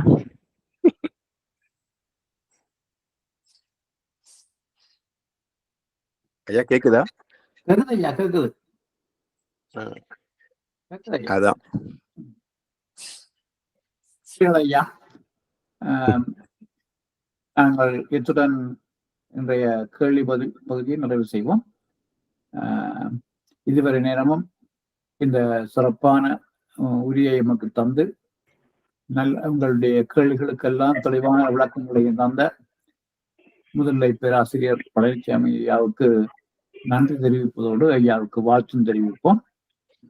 பேராசிரியர் பழனிசாமி ஐயா,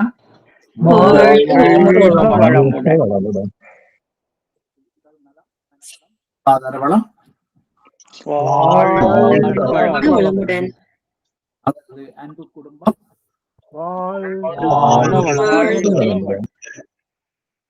அவரது வேதாத்திரிய தொண்டு